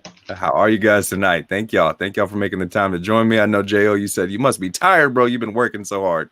Man, 13 hours. 13 Did you? hours. You don't work, you don't eat, right? Hey, God got me, man. You can be eating. You will be eating. I want to introduce you, Sean. I know you met Mike. This is Jo. You've probably heard some of his music with Mike if you've listened to any of it. So yeah, it's good stuff. That's the man behind the voice. All glory to God, man. Yeah. If you guys don't mind, if y'all have some time, we got a little bit of the presentation to make it through. We're gonna look at a video or two. And we'd love for you guys to hang out with us. If either of you need to go anytime real quick, all you can do is say so, and we'll go ahead and premiere that song. But we can keep the people waiting just a little bit longer if you're cool with that. That sounds fun, man. All right, good. I'm done. Cool. Y'all hang out with us then. Welcome to Uncommon Ground. Yeah, we wanted to talk a little bit more about the Satelloons, some of the drones, as well as some of the cables and towers and things like that. So we just kind of had a little bit more to show the people. And I'll pull that up real quick. Please and thank you.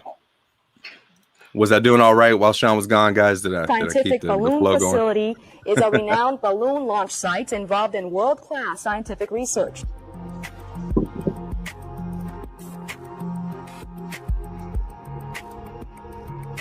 The data that we get, the scientists get rather, is used all around the globe.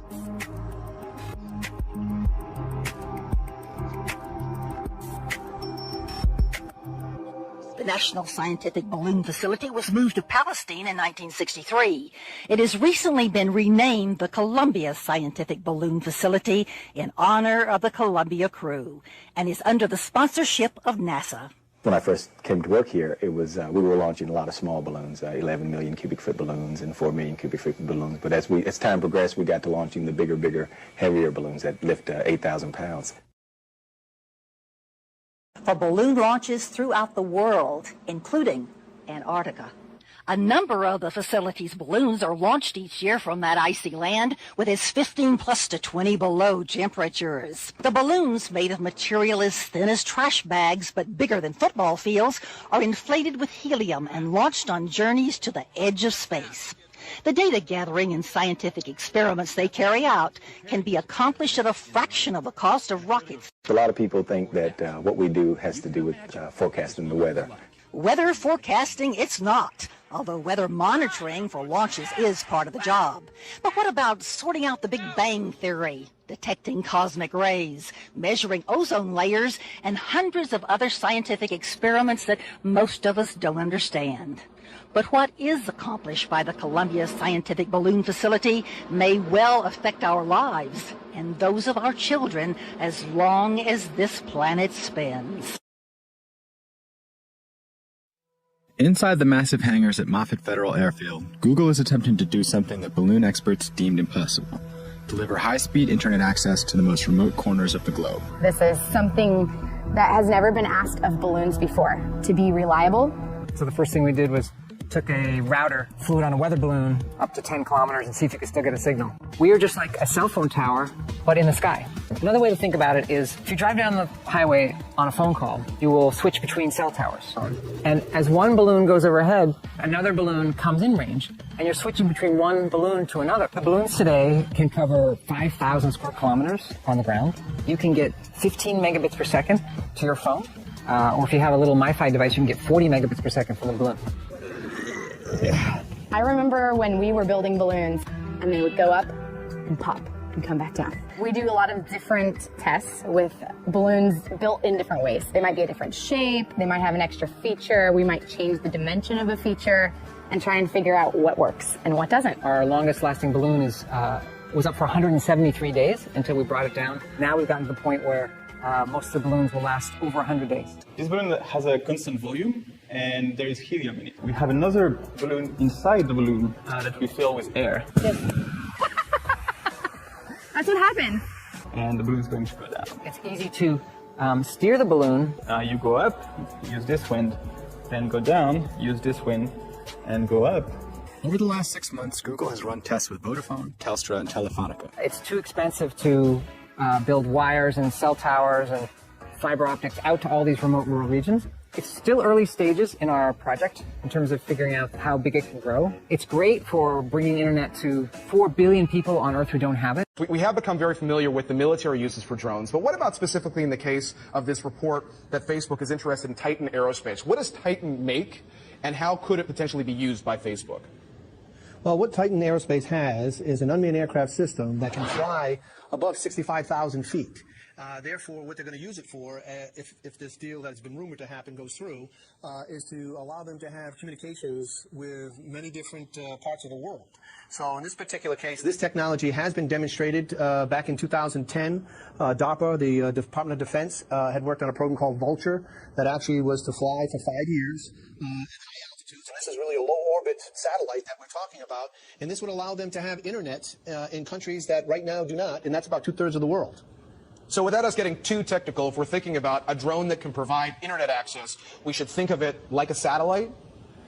Exactly. This is a low-flying, low-orbit satellite that has the ability to maneuver within the band that they want to allow for the connectivity of communications. So if you look at Africa and you look at some of the third world countries that skipped a generation of cell phones, they never put power lines or hard cable lines in the ground, but now they have cell coverage. Well, this is the exact same thing they're going to do with the internet. They'll skip a generation of the internet and go to the ability to now do it through these low-flying orbital satellites that are now called unmanned aircraft systems, or you call them drones. How would this compare to what Google's been focused on? They call it Project Loon. Both of these companies obviously interested in more people using the internet around the globe. Right. Well, Project Loon and what Google was doing is they were looking at balloons that would fly at those higher altitudes, actually in the stratosphere, that would allow them to be able to, again, use it as a relay, a comm relay that would allow them to have connectivity so that they could provide internet service to places right now that are denied that because there is no infrastructure that allows that to happen. So I think the Titan Aerospace is a better model because it has the ability to maneuver, whereas the balloons basically are floating along basically just in the space. Just before we go, Michael, where do governments come into this story, especially if Facebook is going to be using these drones in parts of Africa? Where does the government have a say, and how does that all play out? Well, the FAA, which is regulatory, is the national, the airspace that we exist in, only regulates up to about 60,000 feet. So these systems would be flying above that in the really the suborbital phase. So therefore, there wouldn't be any regulation. So the only difficulty would be, or the only thing that they have to contend with, is getting up to that altitude. This is mobile telephone service. In this service, conversations travel partway by radio, partway by telephone lines. In order to reach vehicles traveling the highways between cities, a number of transmitting and receiving stations connected to telephone lines are spaced at intervals along the highway so that one will always be in range of the moving vehicle. The antennas are placed preferably on high ground because the high frequency waves are limited in distance to the line of sight. In the case of a call from a vehicle, it is transmitted from the car to the nearest of the several station receiving antennas.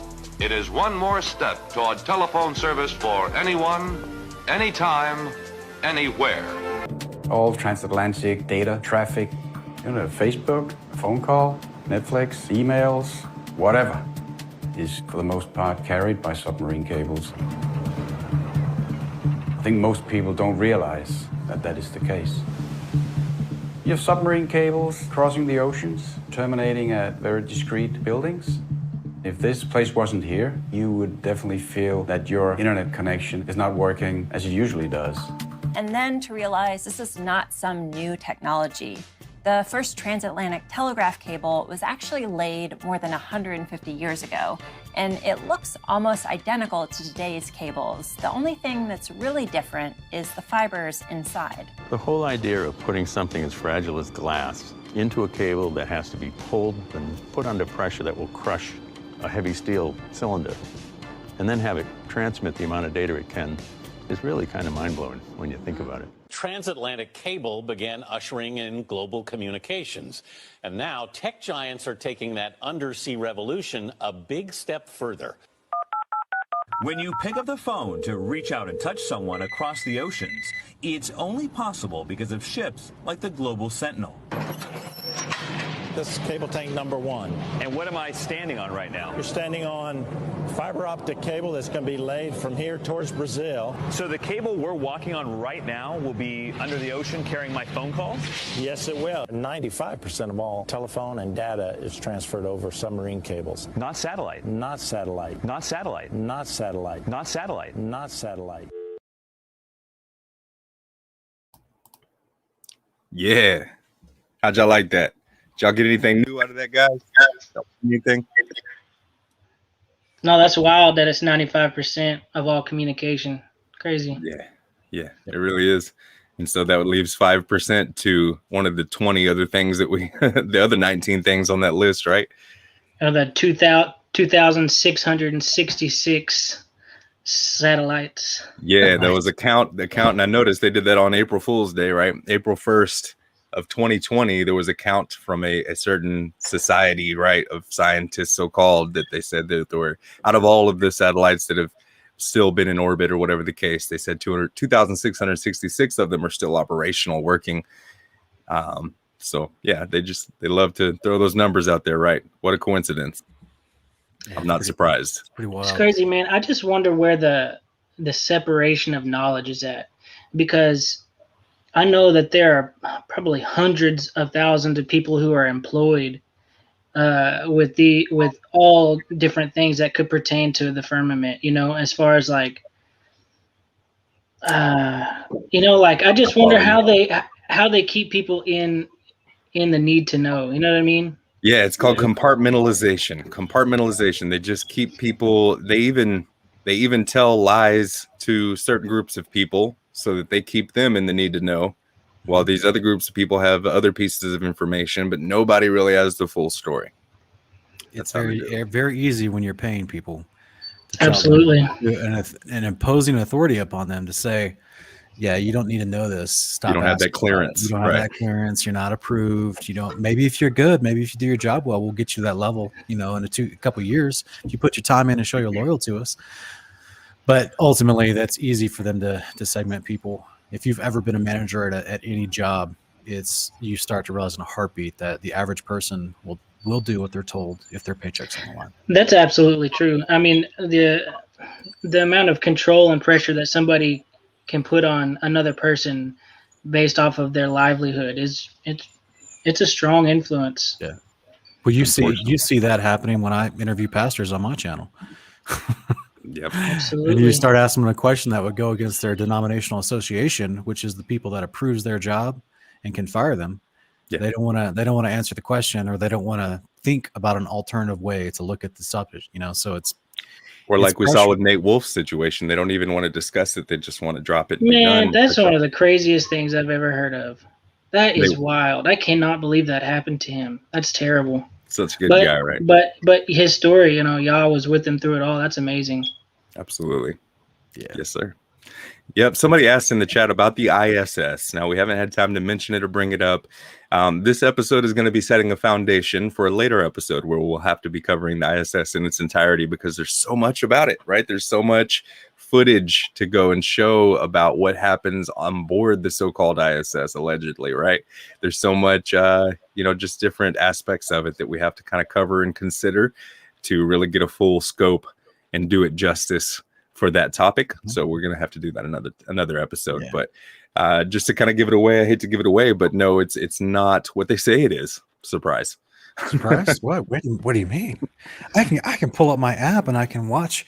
Sometimes I don't always see it when they say it's there, but sometimes I can see it up there, which is pretty hilarious, because sometimes you can't even see it when it's supposedly no clouds in the sky. And then when people do try to actually zoom in on it, they don't see what they're told they're supposed to see. So, Santa Claus has an app too, where you can supposedly track where he's at. That's right. I got a question. Yeah. Starlink. I saw that last year. So are they weather balloons? And if they are, how do they keep them in a straight line? I wondered too. I wanted to get into that. We did not have time to put together some stuff for that. Are they tied together, do you think? That's a good thought. I didn't think about that. They're definitely all released in a succinct order to keep them in track and in line. So I wouldn't be surprised if they were lightly tethered. I didn't even think about that. I mean, because they're not perfectly like, it's not like a hard cable. So because you can see a little bit of different, but they're pretty close in line. But it's almost perfect, but it's not perfect. Yeah, it's crazy. It's like how could I literally put a wire net over the sky? Oh, I know. I'll call them satellites. But sometimes those satellites will fall. So I imagine if like Starlink ever starts to fall, it's going to bring down a whole bunch of them with it. But we actually put together some clips of these balloons, drones, and other Satelloons that are not coming from space, and they actually fall down to the Earth. That's right. And so we've heard over and over again in these discussions and from NASA talking about when they're using these scientific instruments, they use them to somehow gather information about the Big Bang, right? So the only real Big Bang I think is going on here is like what we're about to see when NASA tried to launch one and it banged down on the ground and knocked a car over. So I'm looking forward to showing this one. Y'all check it out. That's true. I forgot what about goes that. up must come down. What goes up must come down. What goes up must come down and drop it to the ground and drop it to the ground. It was NASA's multi-billion-dollar blunder in the Central Australian desert. A report into the crash of a space balloon has found a lack of safety precautions could have resulted in deaths as onlookers were sent running for their lives. It was a takeoff in the Central Australian desert with high hopes of exploring the final frontier. Instead, plans came crashing to the ground.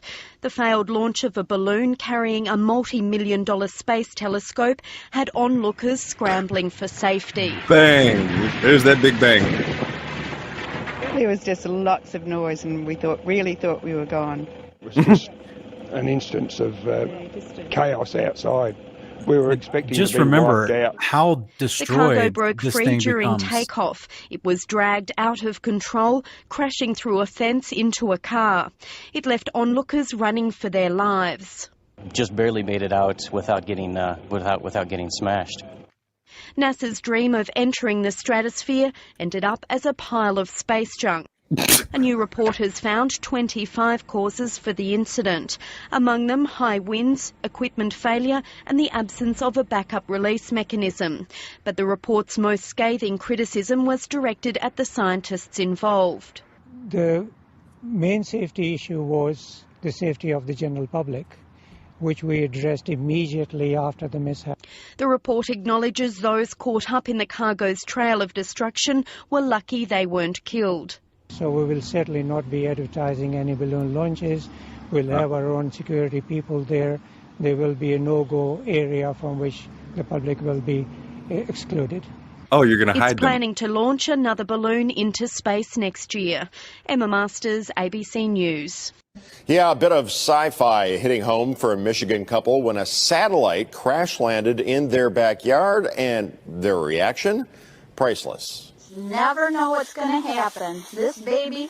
Now, guys, look at this. Look at this. Y'all Never just know saw. what's going to happen. You just saw the satellite being dragged at 5 miles an hour and how much it got destroyed.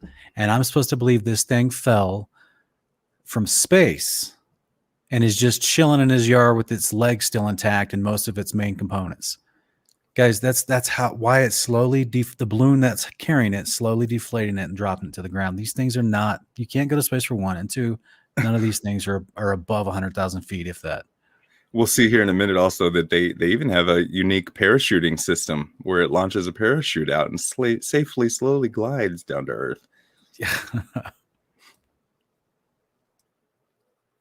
Oh. Fell out of the sky and landed in our yard. Nancy and Dan Welke, cool as cucumbers, discovering a satellite that had crash landed on their property, still blinking and still attached to a parachute. Here it is. Stratolights in the stratosphere. This is animation, but here's a real cut. There was the balloon up above it. Now it's on the parachute. It's like a little. A little Star Wars walker just gliding in. Oh no. They call that BB fake. Yeah. Look at this guy. Take off. That's embarrassing. Yeah. Which part, the destroyed launch, or the fact that the guy running towards it is generally worried? I can't tell which is more embarrassing. Right. It's embarrassing how much money we pay these people. $50 million on the daily. That's the banknote. Glad to have you back, J.O. Yeah, my bad. My internet was messing up. You're good. Looks good now. You sound good. Yo, this is a trip, though. This is a trip. It is. It blows my mind that most of the world is still blind to it. You know what I mean? Especially with like the flood of information that's come like within the past like 4 or 5 years. Yeah. People just still look at it like, wow. Caveman. Exactly. This was out in Brazil. I want to say 2017, 18. This was still beeping like an alarm clock. Right. My favorite part is when they carry it off. It's coming up. It's just crazy that these people are so out of tune with where their product is that they haven't even been there yet. They should have been at the landing site before it ever even got there. You would think. Yeah. They're apparently not that, valuable maybe, or expensive, I guess. Hey, if you got paid $60 million a day, would you just be like, I need to go travel to Brazil to pick one up? Or would you just be like, nah, just throw another one up there? No, because that check is coming anyway. They could probably retrieve the information from it before it even is downed. Yeah, and I mean, Starlink, SpaceX, they got, $4 billion in subsidies from the U.S. government. Look at the subtitles of the translation when it comes up. It's the press. How did you find that piece of space junk? Are you a junk thief? That man there. Did it fall on his farmland? Yes. Well, people in the Navajo Nation have been trying to figure out what crash landed in the high desert. A Navajo Tribal Council delegate shared a picture of what looks like a satellite. Spaceship or satellite? Sitting right behind Tully Begay's house. His grandson watched it land. This thing came to a landing far from pretty much anything, in between the towns of Kayenta and Denihutso on the Navajo reservation. People were calling me and they were asking me what was going on at the house. A bunch of solar panels, some electronic hardware, looking very much out of this world. Parachute. There's an orange parachute it came down with it. Navajo Council delegate Nate Brown shared the photo, joking that if it was aliens, they should bring a COVID vaccine with them. But the most likely explanation is probably a lot more boring and does not include a cure for COVID. It's probably a weather balloon, just like the UFO at Roswell, but this time from Google. Google has been launching weather balloons with little miniature cell towers attached to them. It's called Project Loon. They hope to bring internet access to remote areas of the world. The balloons can stay up for about a year and carry a payload that looks an awful lot like what dropped near Tully Begay's house. There's even flight tracking data on those balloons. This one started off in Nevada, then crossed the country, went to the Caribbean, then finally popped up again off the coast of California and landed on the Navajo reservation, right by Kayenta. So not little green men from Mars. Oh no, Pac-Man model. More like little IT guys. Yeah, right. Out of this world story on the reservation. We tried reaching out to Project Loon to see if what crashed was really part of their program. They have not responded. Oh, imagine that. They did not respond. It's crazy, guys. It's crazy. It's right in their face. It's in all of our faces. I mean, this information's out there. West Blaze and I, we're not sneaking into some secret facility and extracting this information for you each week. Like this stuff is out there. These are nationally funded. These are well-known projects. There's teams of engineers working on them. And as you saw tonight, like they've went over and over again, they've said multiple times, like they're launched all the time, all throughout the year. These balloons are launched from multiple locations all across the world, even Antarctica. You guys remember in episode 4 when I did the breakdown on the Antarctica, the research team that's down there, and he's talking about how they soak the weather balloons. The Russian guy was like, we found out if we soak the weather balloon in the special mixture that it'll actually go higher, it'll go above 65,000 feet. And then they launched them specifically in time with the rest of the launches around the world, and they have to launch them, on a set clock, basically. And that's all the way from Antarctica. It's just crazy. All this is out there. It's information people can research. It's just Jo, you're asking a minute ago, you're like, how can people still believe this after all these past 3-4 years of this information being spoken about, shared, accessible? Well, that's because there's mass censorship. Absolutely. You know, to the point where YouTube's going before Congress saying, yeah, we're going to diminish, you know, the algorithms, and we're going to stop people from being able to view this. And we're definitely not going to let it grow to the millions and millions of searches that it was growing to in 2016, 2017. So, you know, that's why there's a lot of other people out there trying to create competition to YouTube. I'm actually part of a project that's involved in that as well, called Lighthouse. And that's, yeah, it's one of those deals where if the world, I would not be surprised. If I could put it like this: if we could get an honest census from the average person, I would not be surprised if we're at a place right now in our society, and especially in South America, according to this, some of the reports I hear from some of the guests on Globebusters, I wouldn't be surprised if we had 30 to 40% of the population that is questioning the heliocentric model to the point where they don't believe it anymore. Especially here in the past year. Yeah, a lot more people are waking up. We got whole new generations of people coming to the truth. So great time to do shows like these. You know what? Hearing you say that, I think that is the reason why the deception is coming out faster and faster, is because they're worried, because now that the information is in people's hands, and there are larger numbers of people coming to this conclusion, that they realize that they have to pull something off. And I see it every day on advertisements, and dude, the world is going to be different in 10 years. I mean, they're pushing AI, they're pushing EVs, everything.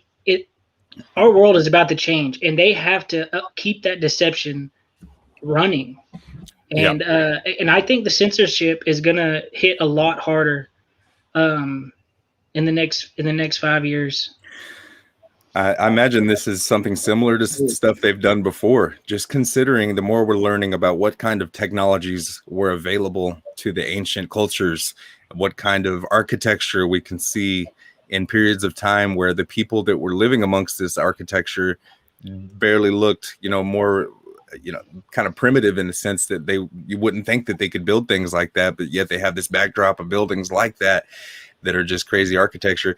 Knowing and considering all of these things, there's undoubtedly been periods of time where the elites have come in and changed things up drastically, to where technology was then suppressed, to where people's abilities were then, you know, just they were given obstacles or whatnot, to where things were just drastically changed. And you're right, we're dawning on the absolute possible reality of that becoming true again. Yeah, I agree. That's one of my biggest topics of study is history, because I have a feeling that a large chunk of it is either made up or it's just been modified. You know, there's a Russian fellow, I don't know if I can't remember, Fomenko, I think. He had put something out. He was a historian, and saying that I think 1,000 years were inserted into the timeline.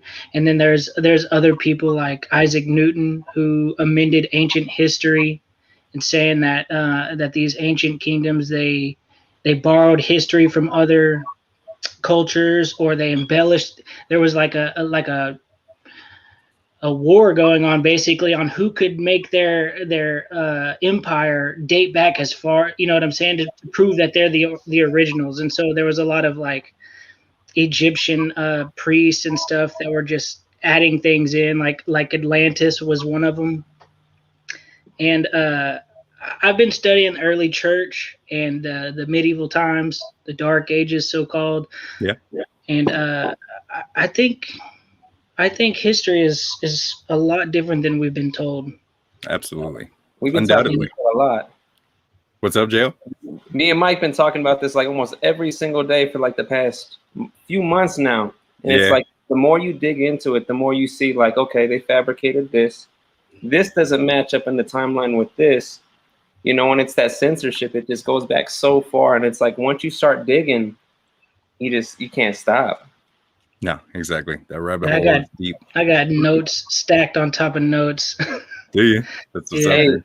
On the flat Earth topic, like I don't know like when y'all started researching it and stuff, but You know, Yah showed me the truth probably like 5 or 6 years ago. And even the censorship that's taken place since then is phenomenal. It's mind-blowing because stuff that you'd find back there just so easily, you can't even find now. You know what I mean? And like they go out of their way to discredit it and to scrub it. It's ridiculous.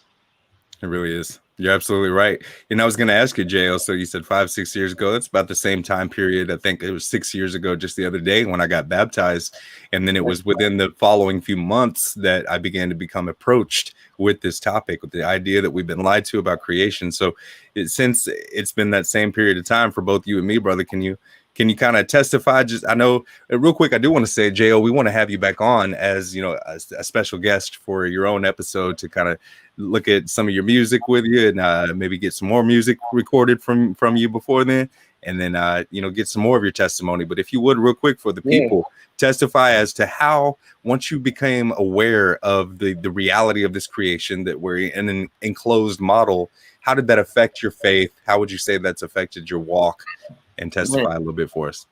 You know what's a trip? I had a friend tell me, my homeboy Clinton, he told me probably, it was midsummer, and this dude told me, he was like, hey man, the earth is flat. You need to look this up. He was sending me video after video, and I blew him off. I sidelined the whole conversation.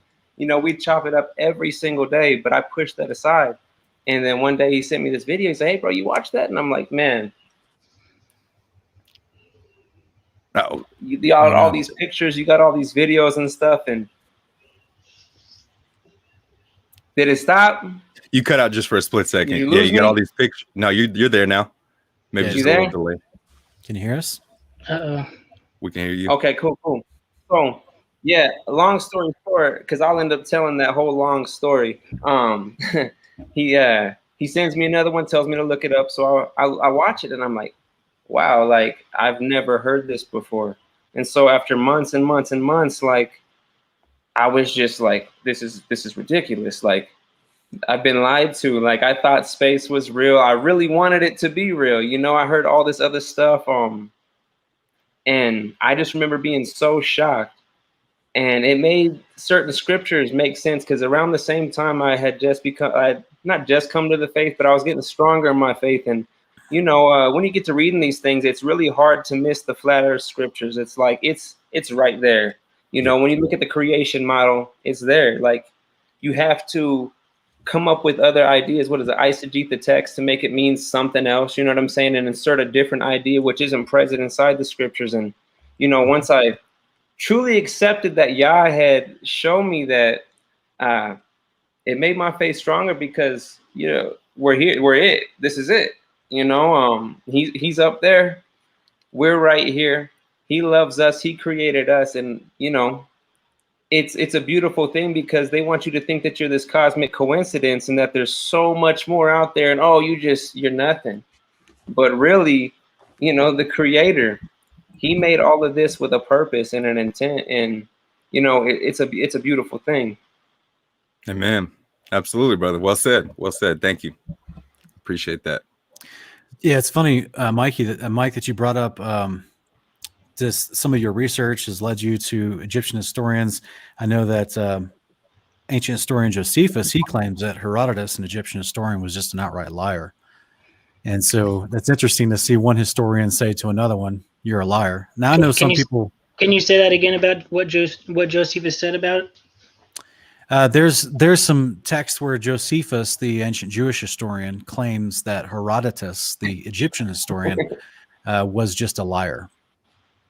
Oh yeah, well that's also what Newton claims. Yeah. I mean, there's the Egyptians are also, even in Egyptology, they're also famously known for erasing their blemishes in history and promoting their victories. And a lot of countries would have done this as well. So, but what's interesting though, is that we see, just like you guys were talking about and Wes was talking about, we see modern culture actually borrows from history a lot. And in fact, as I've been trying to present with my Investigating Babylon series, there's so much connectivity that to the average eye, you would think they're just borrowing, but actually it seems like they're just carrying on. Reinventing. They're just repackaging, rebranding the same philosophical occultic beliefs in the new modern societies. And you guys give me just a minute, I'm gonna share just a couple quick things with you about something we've all heard about, but you may not have expected us to review on this particular episode talking about satellites. It's the Eye of Ra. The Eye of Ra, guys. This is something that in ancient Egyptology is synonymous with some other things that we see that I've tried to express from Babylonian cultures, Greek cultures, ancient Indian cultures. And the Eye of Ra, this is just some bullet points, okay? I'm not going to go into a full historical lesson right now, but these are just some of the most well-known ideas that are consistently associated with the Eye of Ra from the writings of ancient Egypt, okay? It says that the eye is an extension of Ra, while at the same time being fiercely independent. It also says the Eye of Ra represents light and the illuminating presence of the sun. It says the Eye of Ra offers protection, the protection of Ra, right? Whatever that means. That doesn't give me any solace, but to each his own. But it says letting nothing stop in her aggressive attempt to keep him safe. So that's interesting. The eye is the female counterpart of Ra, offering softness and femininity, but also taking on the role of a woman scorned. And I'm going to be talking about that a little bit further on in my series that I'm doing on my Kingdom Cast, because that's very interesting, the way they view it. Also, the Eye of Horus, which is the same design, but the other side of the face. So it's the eye would be facing the other way.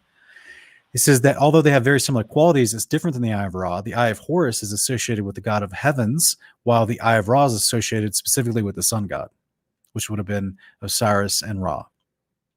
So then you have the Eye of Ra is surrounded by many myths, including myths of Ra's missing children, the myth about the destruction of mankind.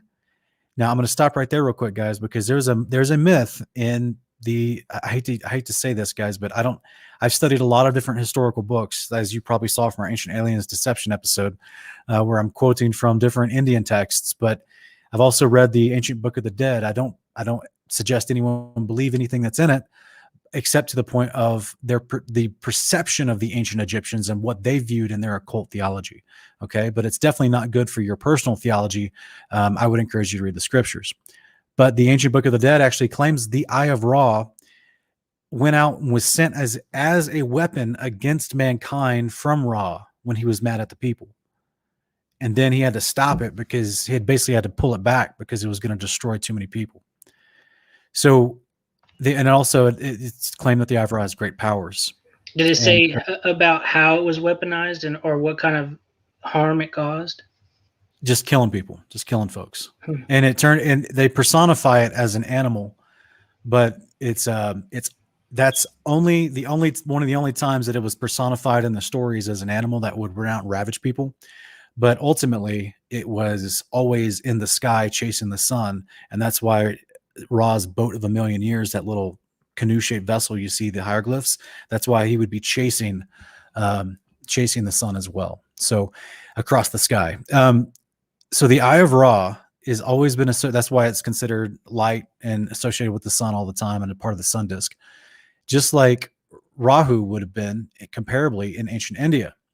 And in modern times, guys, I promise you, they're trying to bring back this form of deception. They have been for the last 20 years with something in the world that's I would call intentionally infiltrated piece of conspiracy of disinformation, and they're calling it Nibiru. And so this is something that they are, in my opinion, sounds close to Nimrod. The ancient Indians, the ancient Greeks, the Babylonians, the Hittites, the Akkadians, the Egyptians, they all knew that there were the gods not only lived in the sky, but interacted and did things in the sky high above. This is the consistent story from all the ancient cultures. And real quick, I'm just going to show, this is an actual video from 2011, pre-censorship, where we got someone that they're now calling it Nibiru, spotting Nibiru, but they just spotted something unique. I want you guys to pay very close attention to the reflection on the water, where you're going to see the main reflection of the sun on the water, but then you're going to see something to the right that is not the sun. I've heard a lot about this. I don't know anything about it, but I've seen posts and stuff like that. Okay. Yeah. Do you guys see the main reflection of the sun? And look just to its right, because it's about to pop through the clouds. You'll be able to see it in the sky. But if you look just to its right, you'll see what's causing that secondary reflection.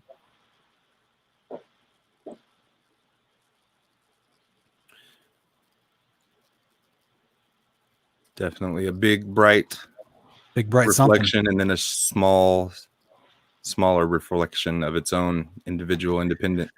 This isn't the moon. The moon doesn't flow with the sun in that direction. This isn't Mars and Venus.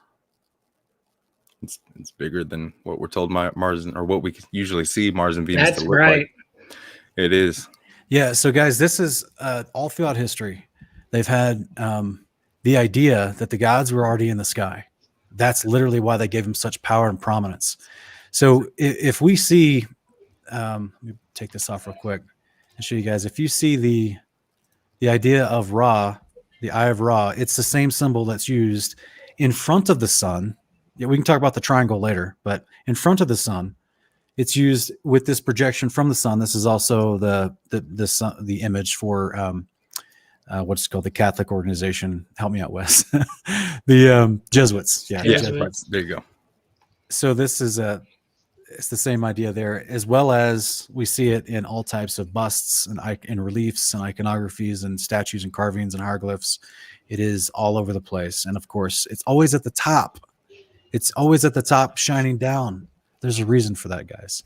So we're just giving you a teaser right now, but I'm gonna do a whole further breakdown in my series on my channel. But just to show you guys, the idea of a satellite truly wasn't invented by Arthur C. Clarke. It was definitely modernized in a fictional storytelling. But the idea of something actually being supposedly up in the sky with the sun and moon and moving around and being attributed to something great that could see down upon the earth and see everything. And that's underneath the firmament layer that we're in. That's been a part of historical cultures' claims of their religious beliefs for a long time. And those are the same cultures. This is no coincidence. Their religious beliefs are directly contradictory to Yahweh, the Almighty, the Creator. Sounds like NASA. It's just a religious belief. Sounds it's like a lot contrary like to NASA. Yahweh. Yeah. Guys, we're just seeing ancient Babylonian ways repackaged. That's all we're seeing. Yep. Nothing new under the sun or the moon or the Satelloons. Yeah. The mystery school system. Yeah. That stuff that you were showing on the Babylon about the Hinduism in NASA, that was new to me, and about the Nazis going into those areas of India, and what were they trying to? Who were they talking to? Tibetans. Yeah, they went to Tibet. They actually started their own cult that's still there today, but they went to try to find out about the ancient Aryan gods and read the ancient the Aryan gods. That's what it was. Mm-hmm. Yeah, man, that was all new to me, and that was a really informative episode. I might have to go back and watch it again. That's my favorite series on YouTube. No disrespect to Uncommon Ground, I love it too, but the Babylon is that's my favorite show on YouTube. I'm just saying, I haven't seen you on an episode of Investigating Babylon. No, I'm just kidding. No competition. Well, I've read 2 Babylons by Alexander Hislop, and I took a lot of notes. I still have a few chapters left to finish on that, but that book was written, I think, 200 years ago. It might have been 150, but it's crazy how much information that dude over a century ago was able to collect on Nineveh, ancient Babylon, Pompeii. And dude, it's a great book. I know you said you haven't read it, Sean. I would highly encourage you to read that so that you could compare the vast knowledge that you have and see, like, maybe there's something in there for you, or maybe not. Maybe it'll just be confirmation for you that you're that you really are uncovering a lot of truth. Sure, brother. Yeah, I'll check it out. In fact, you can send me a link to the best copy you think I should check out later after the show. You know, you mentioned Nineveh. It's pretty funny. A lot of people don't realize that Fallujah is actually Nineveh. You guys remember hearing about how Fallujah was such a hot zone during the Gulf War or during the Iraq War, and that it was just getting destroyed? Okay. Yeah. So if you can go back and look at old photos on the internet from people going and taking, tours before the war, and even military members during the Iraq War in Fallujah, taking pictures with the ancient, winged lions at the gates of Nineveh. and then No now way. all that's been destroyed. No way. They must not Yeah. have repented for too long, did they? Yeah, all that's been destroyed in the last 10, 15 years. Well, by the way, a quick shout out. We were talking about the idea of things in the sky and brightness. Globebusters is in the audience. Welcome, brother. Welcome. Bob is here, and they also have been trying to cover the idea of a double sun idea. We'd love to have Bob on in the future to talk about that. We have our own theories on what possibly be causing that, and we definitely want to have Bob on in the future. We has a chance. Same thing for our brother Austin out there, talking to people on the street everywhere he's going. Flat smacking is not the right word because he's not just focusing on the actual model of creation. Guys, if you have any feedback you're hearing, turn down your mics and then or go on mute maybe. But ultimately, we've got Witsa is out there doing a good work. We're gonna have him on. We'd like to have him on. I think Wes is in agreement with him for a full episode as a special guest as well. Yeah, and because he's telling people about the creator as well. He's trying to get them to think beyond just is it round or flat, what's going on there. He's trying to get them to think about their life, their actions, the deceptions that are causing their actions to be contrary to the creator's ways. So much props to you. Appreciate you out there doing what you're doing as well, brother. Absolutely. I caught that live stream, Austin. Appreciate you playing some of the music, man. Thank you. I caught that. You are appreciated. Love, showing love all around the plane. All across it too. Absolutely. So speaking of musicians, we got some music to get to talk about, but we also have, go ahead. I was gonna say before we do that, you want to play the teaser? Okay, yeah, you got it. Yeah. You read my mind. I got this, Sean. No, but we also have a musician joining us next week. That's right. And I couldn't do it without you, brothers. Thank you, Sean. I appreciate the show opportunity, and I love having a venue and an outlet for other musicians to come on. And it's going to be great to get to hang out with this brother next week. So let's check it out and see who it's going to be. Well, we say that, but we say that, brother. I might need some more time. I think when my computer shut down, it messed up some things. Because yeah, we had that. All right, so give me a minute. Yeah.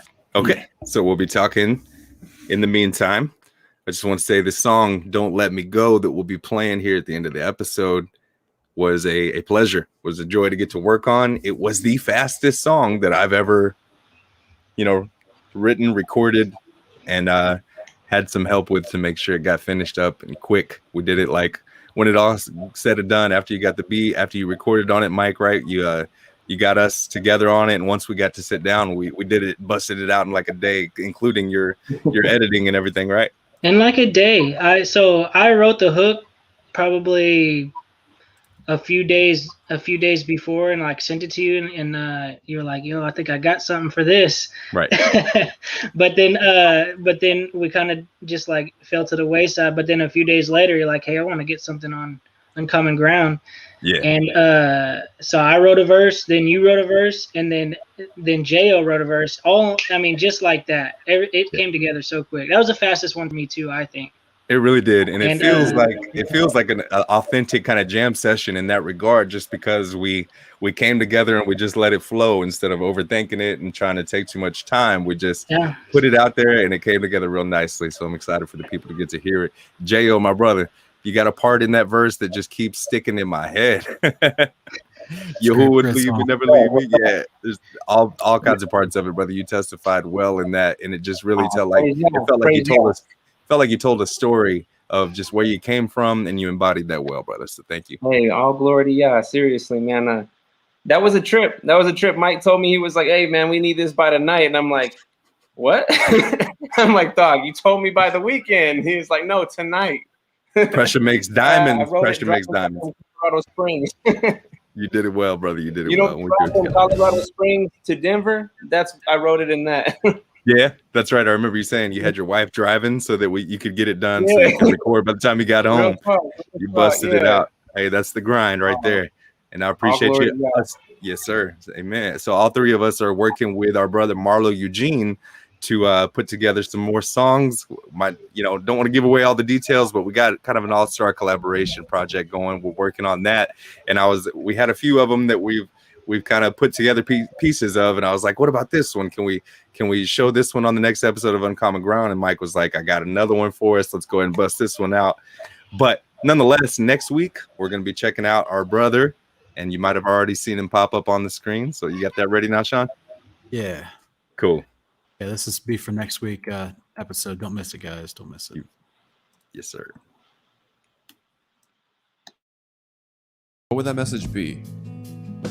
I had to ask myself this question while producing Fallen Man. How can I encourage, uplift, edify, and motivate my spiritual family members with the lyrical and musical components of this craft? Most importantly, will Yahweh be glorified? Will Yeshua be exalted?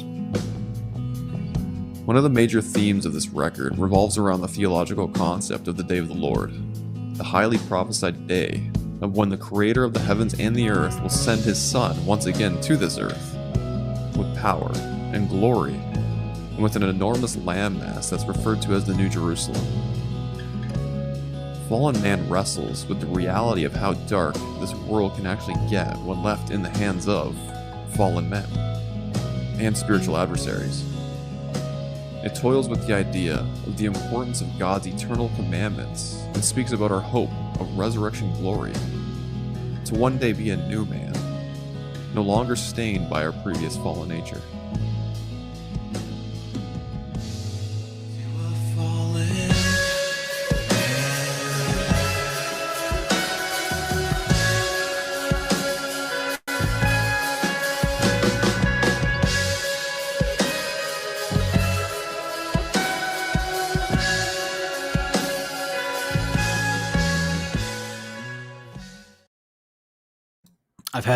I've had his album on repeat for like the last week and a half now. Yeah, it's been crazy. He's got a new album out? He does. Wow. Hey guys, Wes is gonna join us here in just a minute. His power just flickered as well. So we're having a fun night tonight with all of our technical difficulties. But yeah, man. I'm excited to hear that the four of you guys are collabing. In fact, I was trying to find a funny picture of like four dudes walking away from an explosion, because that's pretty much what I see this record going to be. That could just, I know you already have your, are you guys going to use that silhouette of the four dudes with the white light behind you, the blue light? Is that going to be your album cover? Yeah, I don't know. I just kind of made that. I was just Okay. sitting down on Photoshop one day. I like that. I like that explosion idea though. That's a right. Yeah. I like that. Find a good idea there. Just four of y'all walking away from an explosion would be great. No doubt. I made it back. All right. Wait, welcome back. Let's play. Thank you. Power just cut off out of nowhere.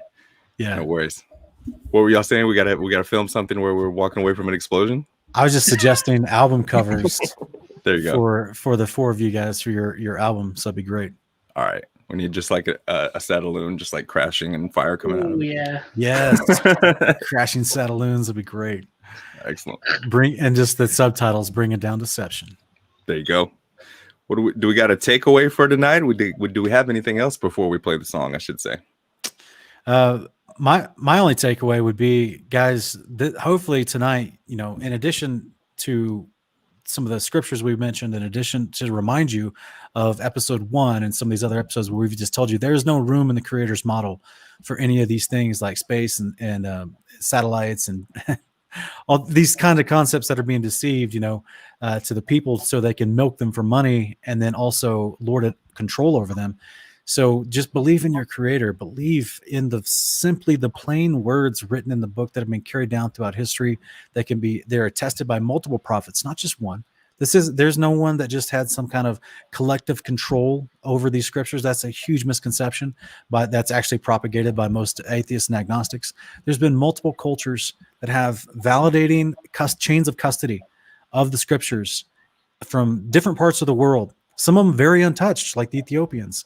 And they all attest in their books and the writings, the same writings that have been dug up through archaeology.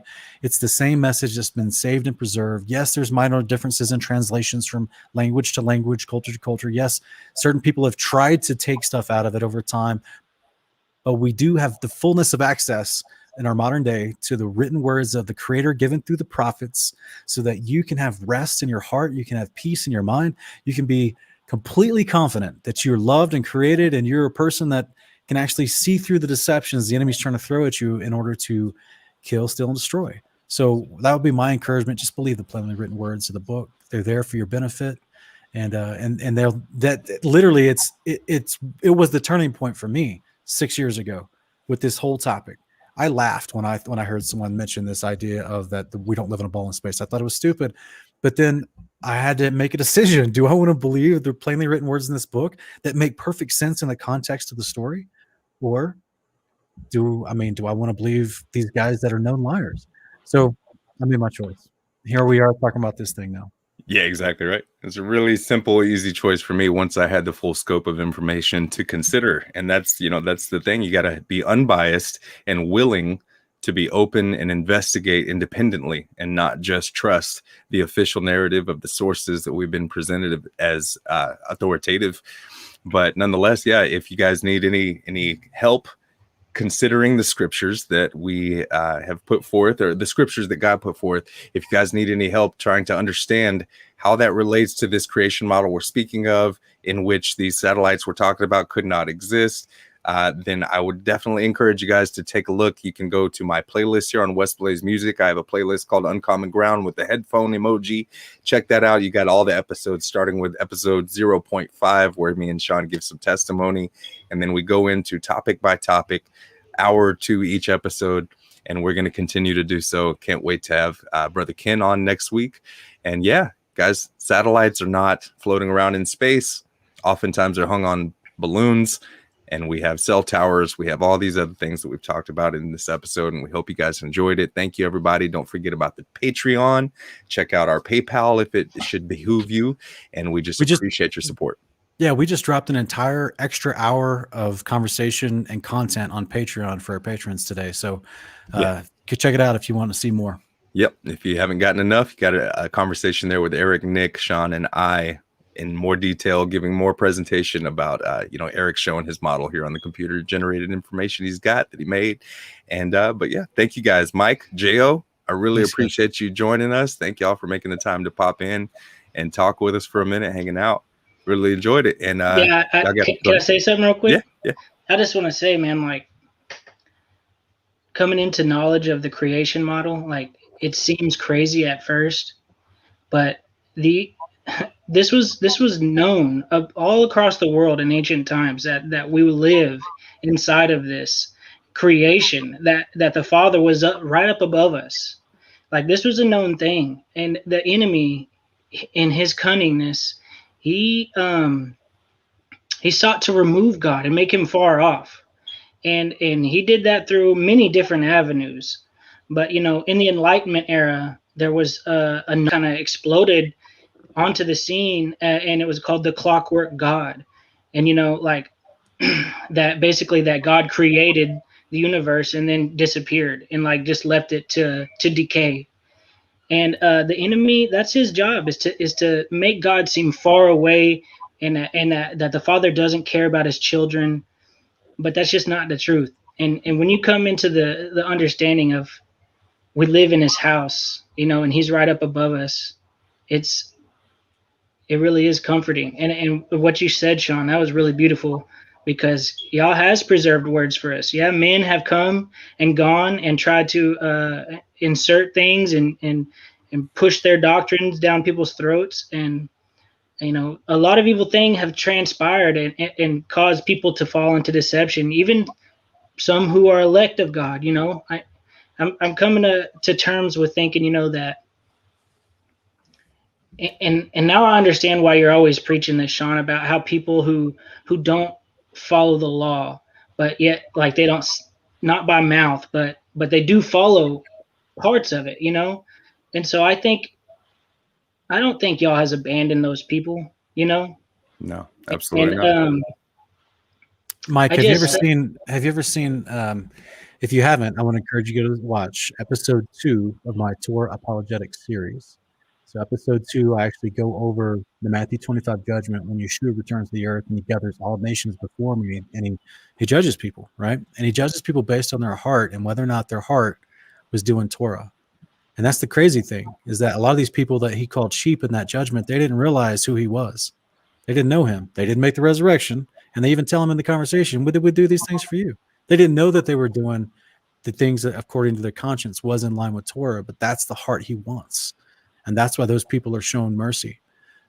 So it's there's a ton of misconception from religious denominations out there that try to scare people and think if you don't repeat what I say and come to my little church building, then you're not a believer and you won't get salvation. Like it's so much nonsense and so unnecessary.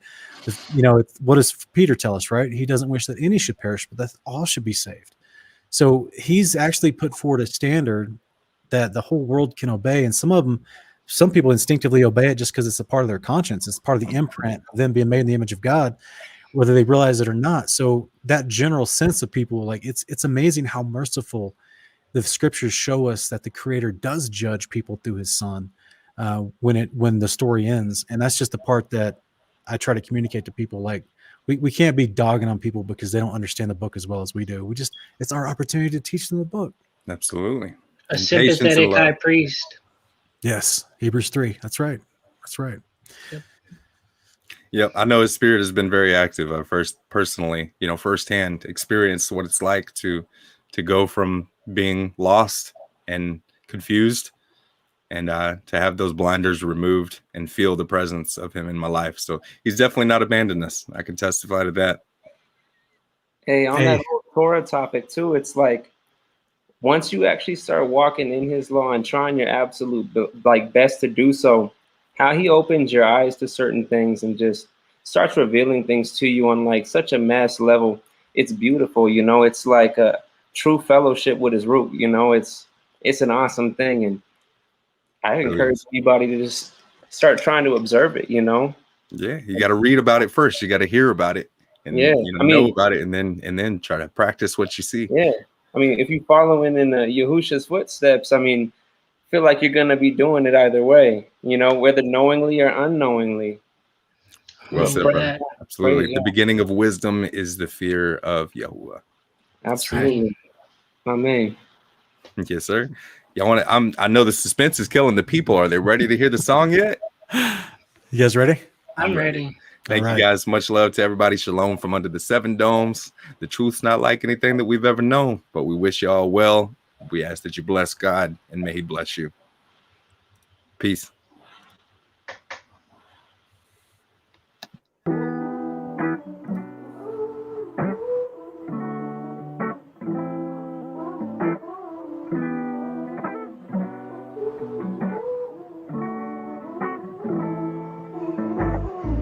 Don't let me go. I've been traveling down this road. I was looking for truth and I found you, Yahweh, you saved my soul. I got questions, you got answers, call collecting. You always answer off my chest and I got my hands up, racked up debt, but you paid the ransom. I could never pay it back, but I pray you keep intact. My heart when it started to crack in the dark, it's hard to see where I'm at. But your law, it leads me back.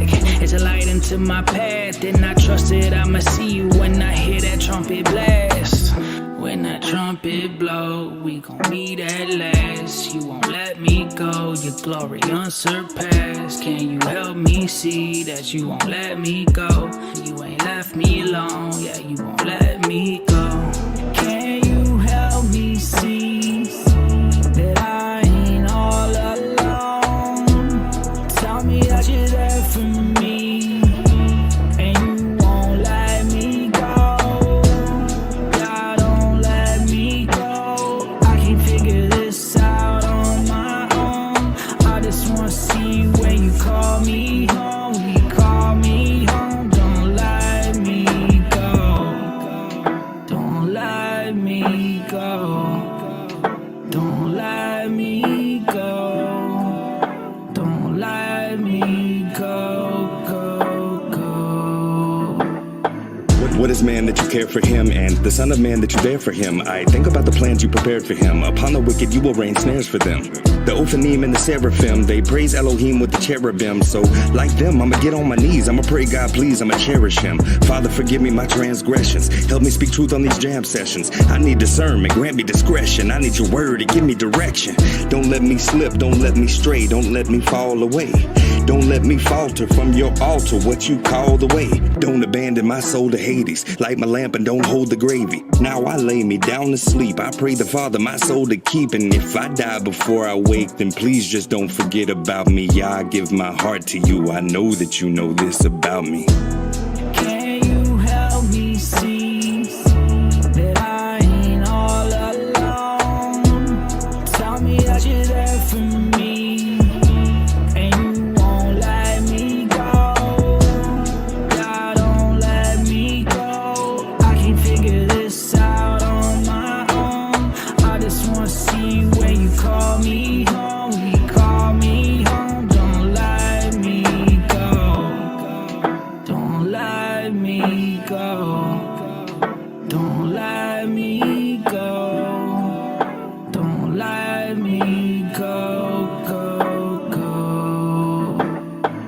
believe I'm unworthy, and this walk really ain't been easy, and I know I really don't deserve thee, and my wicked ways were so greasy. Could have been dead on a gurney. It's been a journey. You who were near me never leave me, and my life is proof that he is the truth, and he frees the captives. Please believe me. I had knots with the have-nots, sin was a padlock in a bad spot, so needy. Hard knocks like bedrock, twisted like dreadlock, stuck in a deadlock. He freed me freely. I had nothing and he'd feed me, and he gave me something to make me see he's with me and I'm never alone. Yo, it's word on my heart like it's embedded in stone, and I know he's beautiful, his love's unusual, with something so dang pure, I know I'm unsuitable.